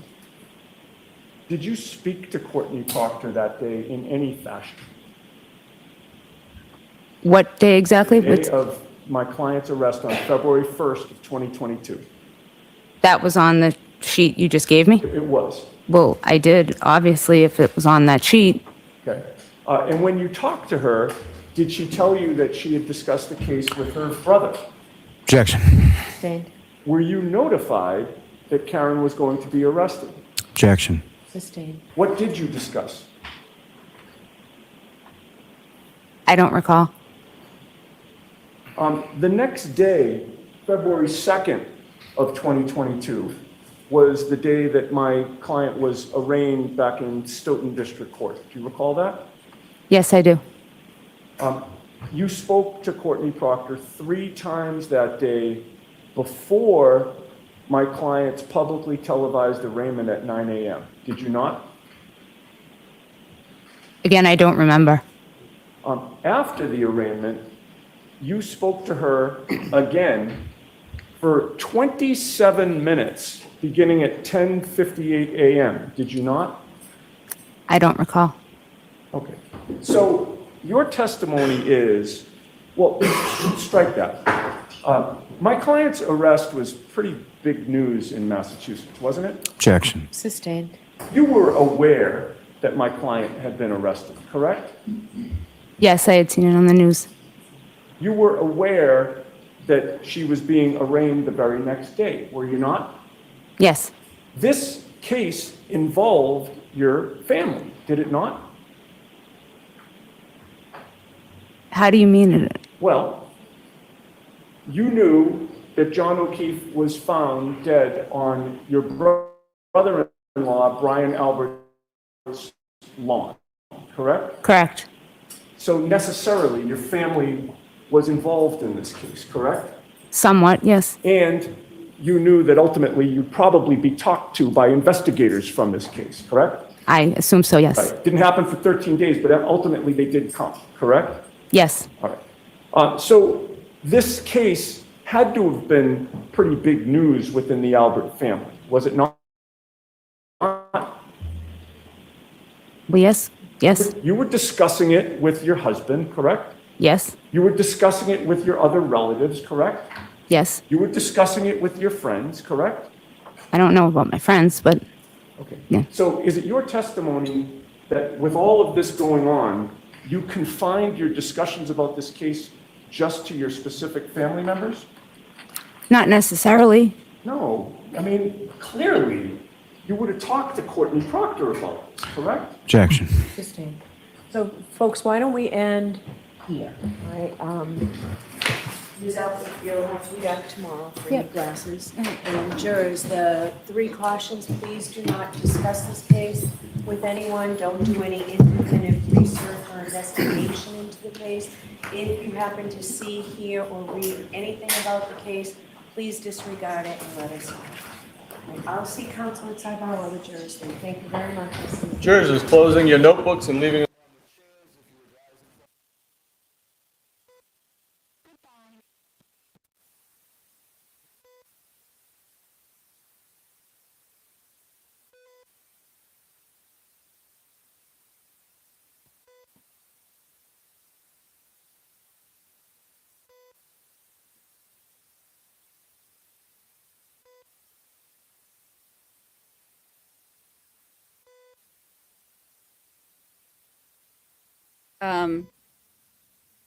Well,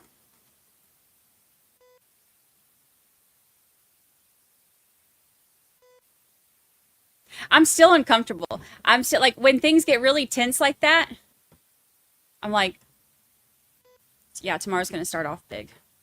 Tomorrow's going to start off big. What a day. What a day.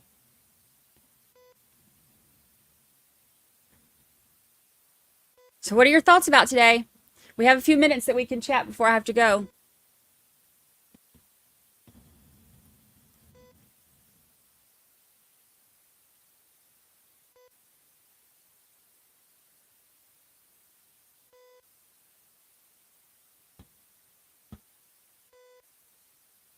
Yes, full day tomorrow.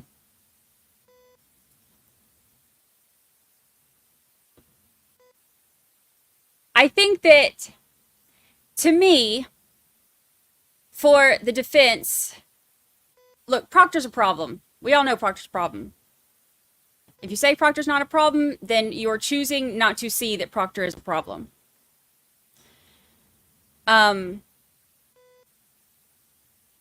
I think that, for me, having that conflict and showing that conflict on top of the conflicts that they've already shown with Canton police getting involved, even though they were, you know, supposed to be out of it and stuff. I think that is going to be, I think that's going to be big for the jury, honestly.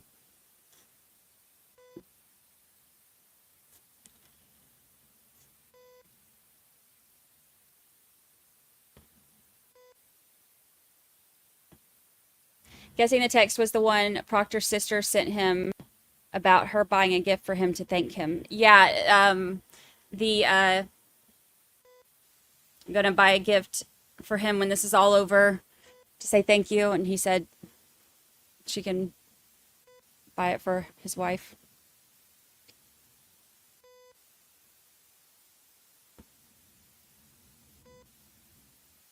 I'm gonna scroll up. I want to see what some of y'all are saying.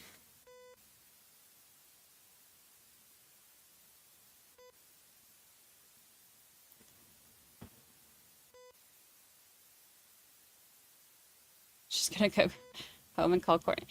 Like, doesn't stuff like this make you want to like download one of those cryptid apps? I don't know how to do that, but I feel like I need to.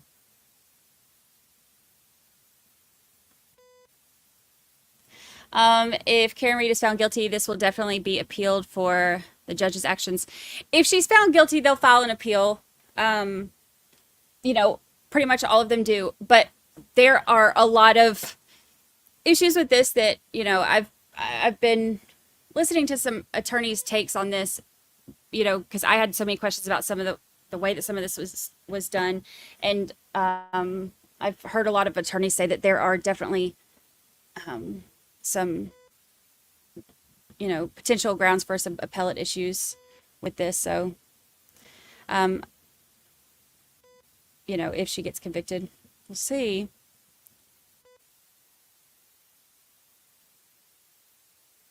Has Bev made a ruling on the new photos? I have not seen that. I'll have to check when I get home from my scan. Let's see. I'm trying my hardest to judge each witness the benefit of the doubt, but some of them are just so unbelievable. Their cagey answers making me not believe them. Okay, but keep in mind, that's how the jury is going to be doing things too. You know, like the jury will give different weight to different testimony. And you can tell that, like a lot of us in chat, like a lot of people in chat right now disagree. It's going to be like that with the jury too, I'm sure. Like, you know, people automatically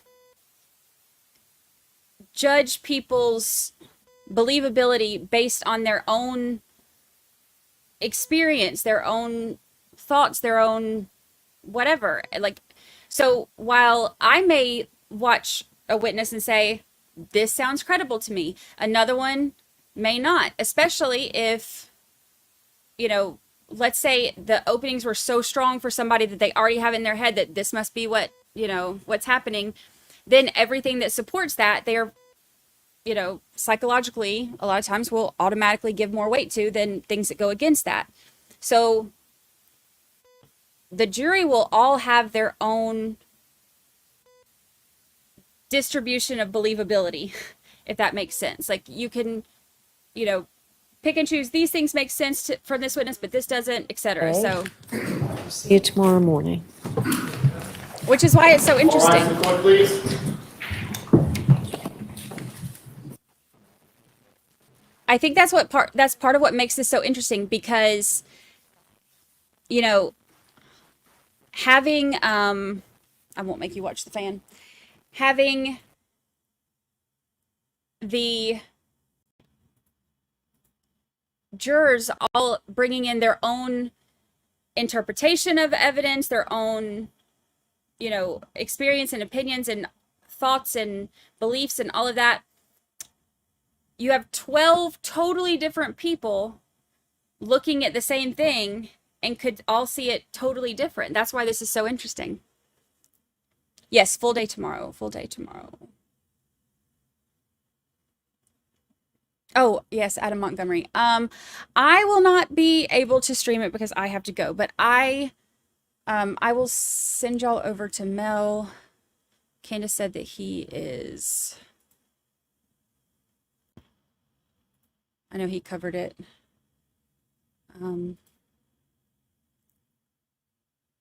I'll set you up to Portal over there for when we finish here.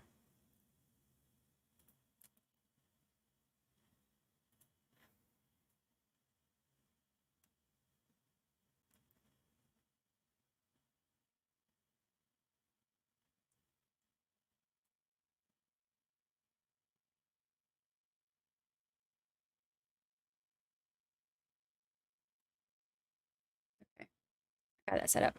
All right. I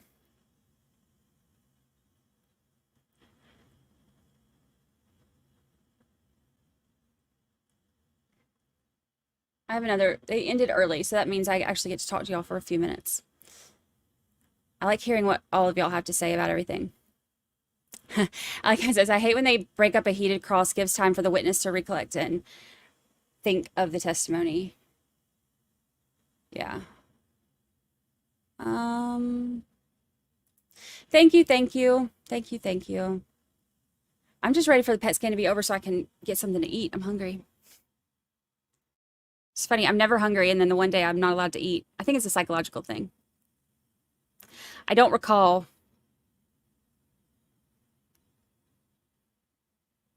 Babyface says, I'll be back early tomorrow is my thoughts on today.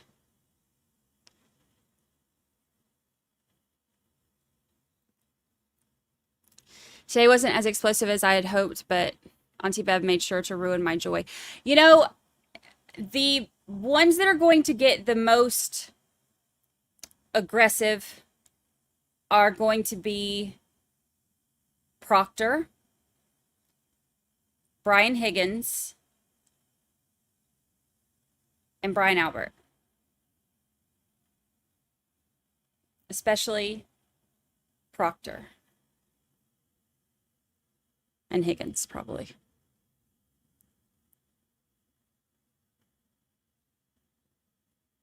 MC says, I'm still waiting for the evidence to be presented. Yeah, I mean, right now, like, they're going through, you know, witness statements and testimony and stuff like that. We don't have any of the data information yet or any of that, other than a couple texts. But I think that that is going to be really important for the jury to hear. Karen says, I believe her husband was telling the truth, and I'm not so sure about her.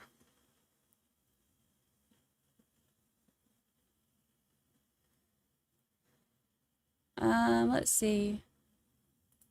Detective, I keep seeing about a test you're doing. Oh yeah, I have my PET scan today. Finally, I finally scheduled it. I postponed it as long as I could because it gives me anxiety. I didn't want to go. I don't want to go.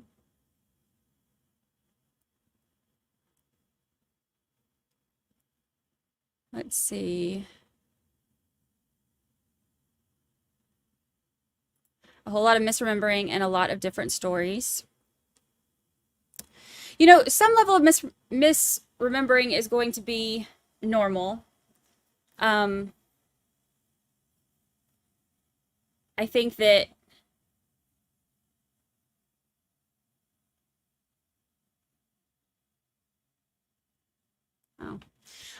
I think that that's normal. I think that what has been the most concerning about stuff is like when all of the stuff just completely changes, which has happened in the documents, which is why, and I know I sound like a broken record, but if they had recorded the interviews or had the witnesses sign statements, I know I sound like a broken record.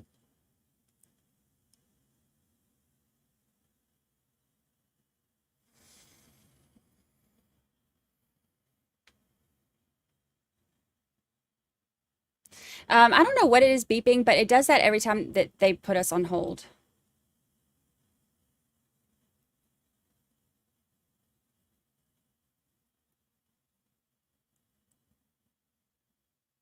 Proctor is a problem, but so is many other things.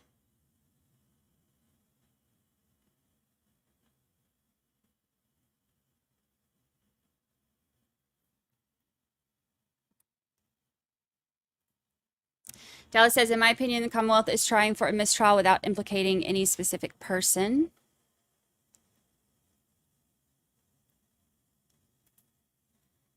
Peg, thank you so much. Auntie Bev, check your robe. Your bias is showing.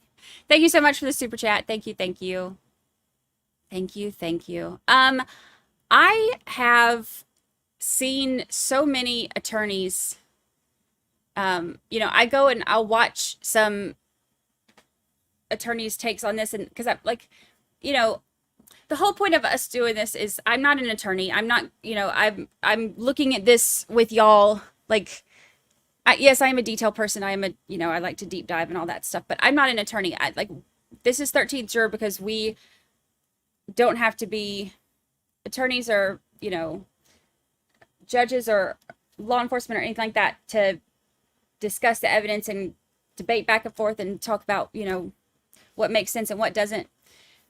But I do like seeing the attorney's takes on some of this, because some of this I'm like, okay, I'm picking up on this as a non-attorney, like, which means that the jury might be too. So then I want to see, you know, the attorney's interpretations of it. And sometimes they'll be like, oh, it's not that big of a deal, or, oh, yes, it is, whatever. But I've seen so many with this that are like, this is a problem, and this is a problem, and this is a problem. It's very validating, honestly.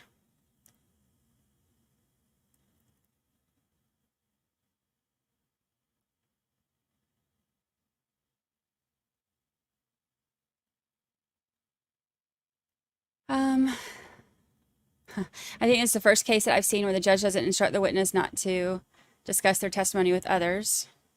Well, you know, after that one break the other day, the officer that couldn't remember who he was talking to on that phone call came back from the break and he remembered. I was like, oh. Well, that doesn't look suspicious. Don't be suspicious.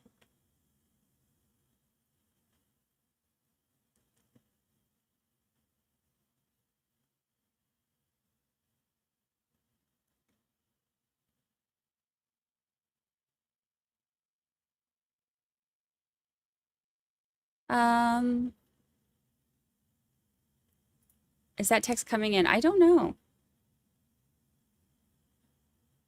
Maybe.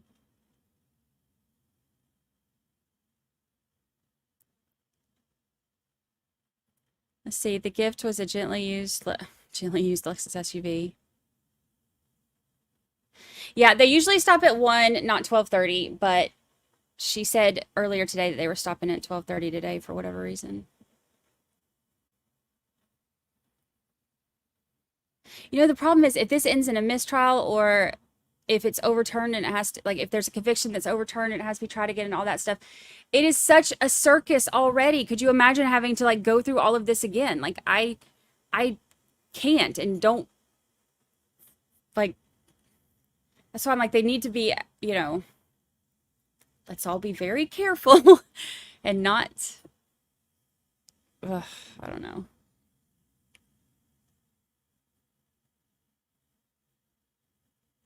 I am going to, for the Adam Montgomery sentencing, I am going to portal y'all over, because I can't watch it because I am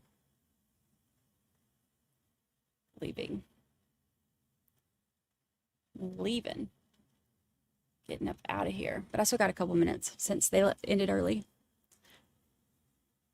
Let's see.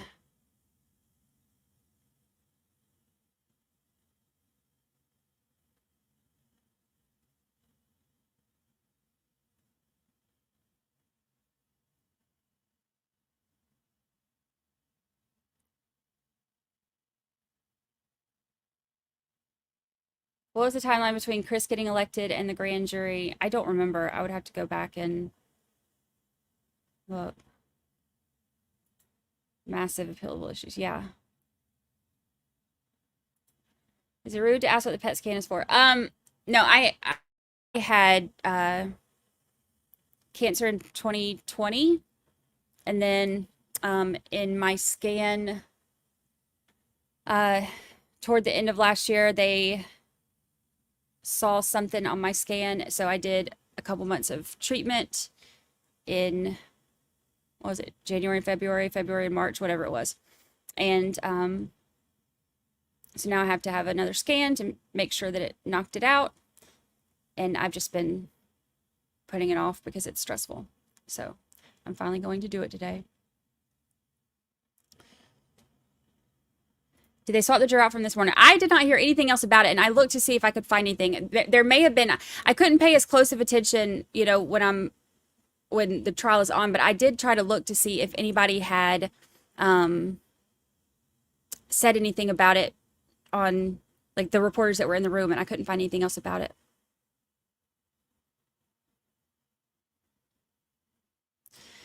Let's see, Sylvia says, so let's say she hit him on accident. The investigation itself is helping her defense because so many inconsistencies. Exactly. The investigation was done so ridiculously, and all of the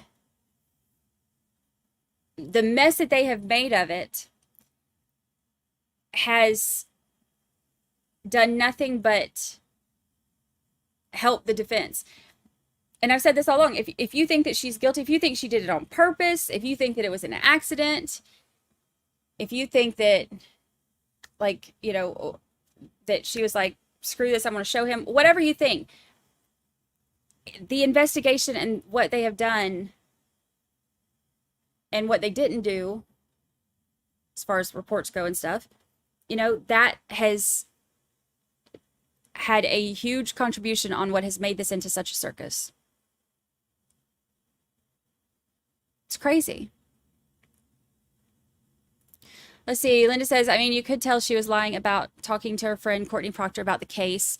Come on, you talk about things like this with your friends. Yeah, you do. I mean, I would have. But then it's like, it sucks because then you get up there and you're like, you have to tell them, like, yeah, sorry, I talked about it. Kelly P, get to 5 memberships. Thank you, thank you.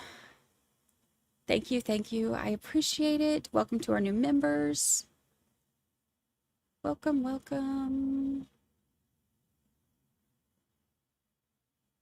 I never heard if the juror got booted. I never heard. Can you do a quick recap on this Proctor guy for some of us that don't know? So he's the lead investigator, but he shouldn't have been, honestly. Like, he shouldn't have been. There's because, you know, his family has close ties to the Alberts. And that's the whole thing of this. Is like, Michael Proctor and Brian Albert do not have to be, like, you know, walking around with their little best friends forever bracelets in order for this to be a situation where he shouldn't have been the lead investigator. Because there are ties to the families, like very close ties, I feel like it just should have been somebody else. Just avoid the problem. Just avoid the problem, right? But he didn't. So it has blown up to be a huge thing. And then during the federal investigation, they got his phone records. They found out that he had texted one of his friends saying that he went through Karen's phone without a warrant, which he's not supposed to do because of attorney-client privilege and stuff like that. And he texted one of his friends that he was looking for nudes of her in her phone. It's a mess. It's a mess. He should not have been the lead investigator on this. It should have been avoided. Just avoid it. But they didn't. And here we are. And here we are.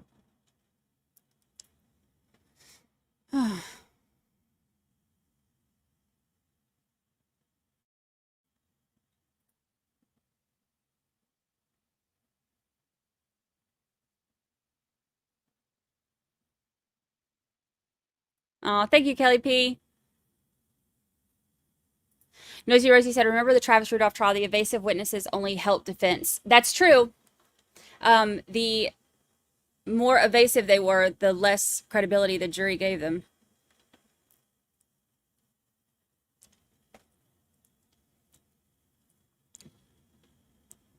Did you follow the times Chris Albert said on direct versus what he changed it to on cross?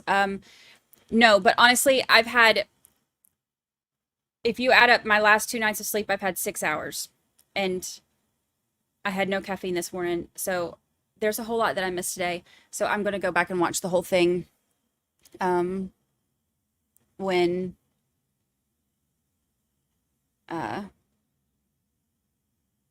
once I've had sleep.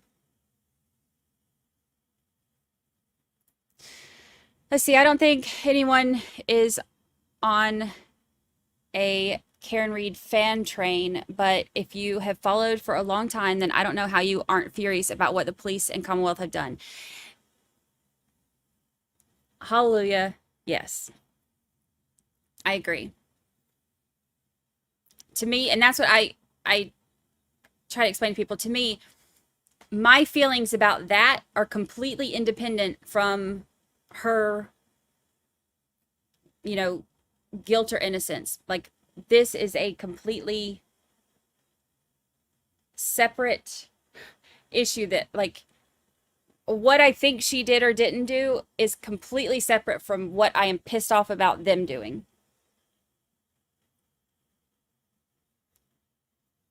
What are you going to eat when you can? Well, all this talk about pizza reminds me of Pike County, Ohio case. Oh, yeah. That final case is coming up, isn't it? I know it got delayed again. I need to look at that. What kind of pizza am I going to get? Not a Hot Pocket. I'm tired of Hot Pockets. That's all I ever eat. Hot Pockets and sandwiches, but I'm out of sandwich meat. I need Prosecution. That's going to be the craziest day. I'm going to have to take some blood pressure medication. I'm gonna have my screaming goat ready. I'm gonna have a blanket fort ready. I'm gonna have all that.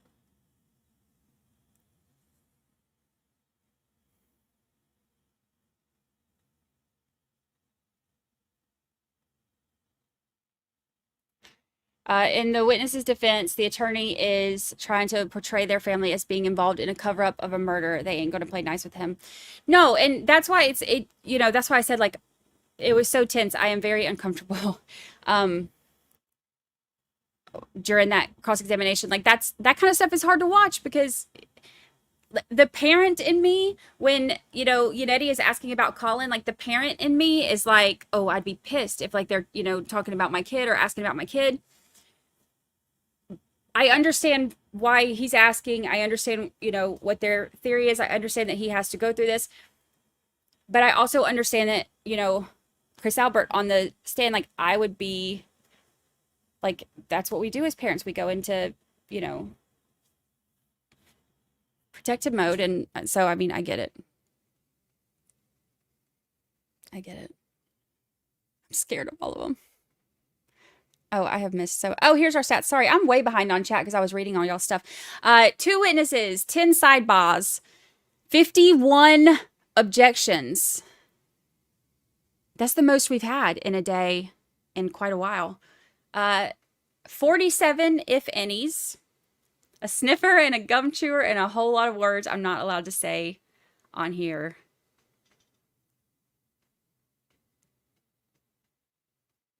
So many words. Sidebars. Sidebars. I love it. 51 objections. 47 if any's. It's crazy. All right. Oh gosh, I'm way further behind than I thought I was. Let me scroll on down some. I just get caught up talking to y'all. Thank you so much for the super chat. Thank you. Thank you. I appreciate that. Thank you. Thank you. Thank you. Thank you. I appreciate it.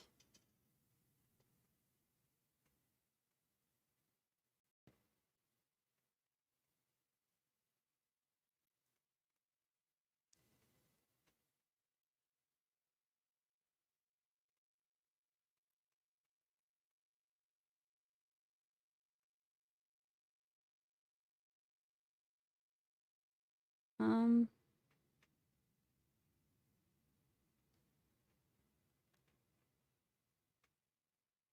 think I missed something there.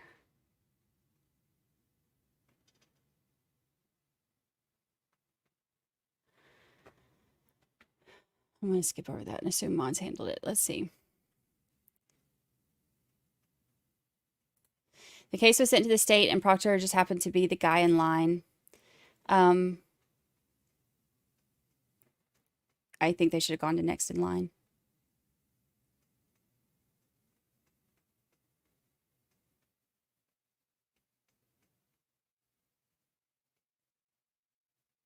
And you know, same thing with the house.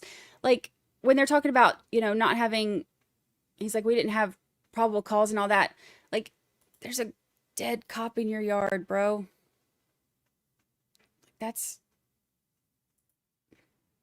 if nothing else, look around to rule it out. I guess that's what I don't get. Just look around to rule it out.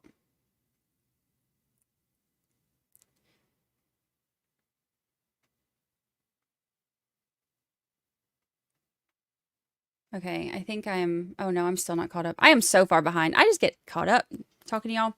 I am keeping track of time. See, I had planned on leaving about this time because, but since she ended court 30 minutes early, that means I got to stick around and hang out with y'all for an extra few minutes and actually talk, which was nice. I will get the stream for tomorrow set up when I get back from the hospital. And if I remember, if not, then I'll do it at some point when I wake up from my nap.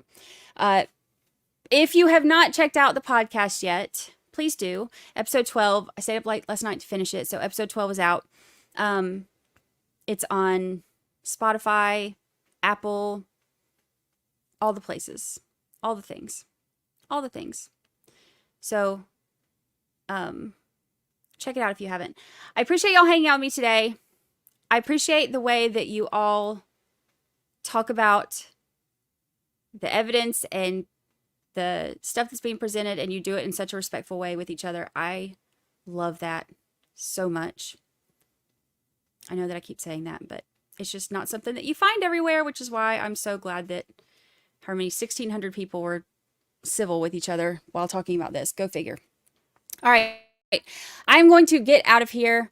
I will portal you over. True Crime Ranch said that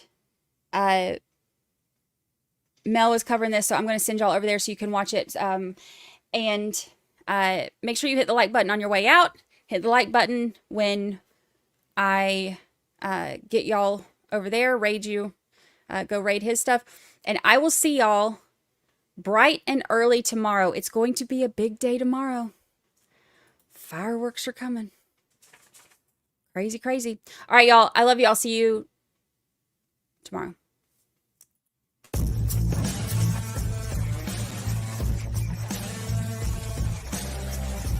Yeah, I gotta go. I can't stick around here forever. Everybody was wonderful. Everybody behaved. Everybody's always so nice to me. Just love your channel and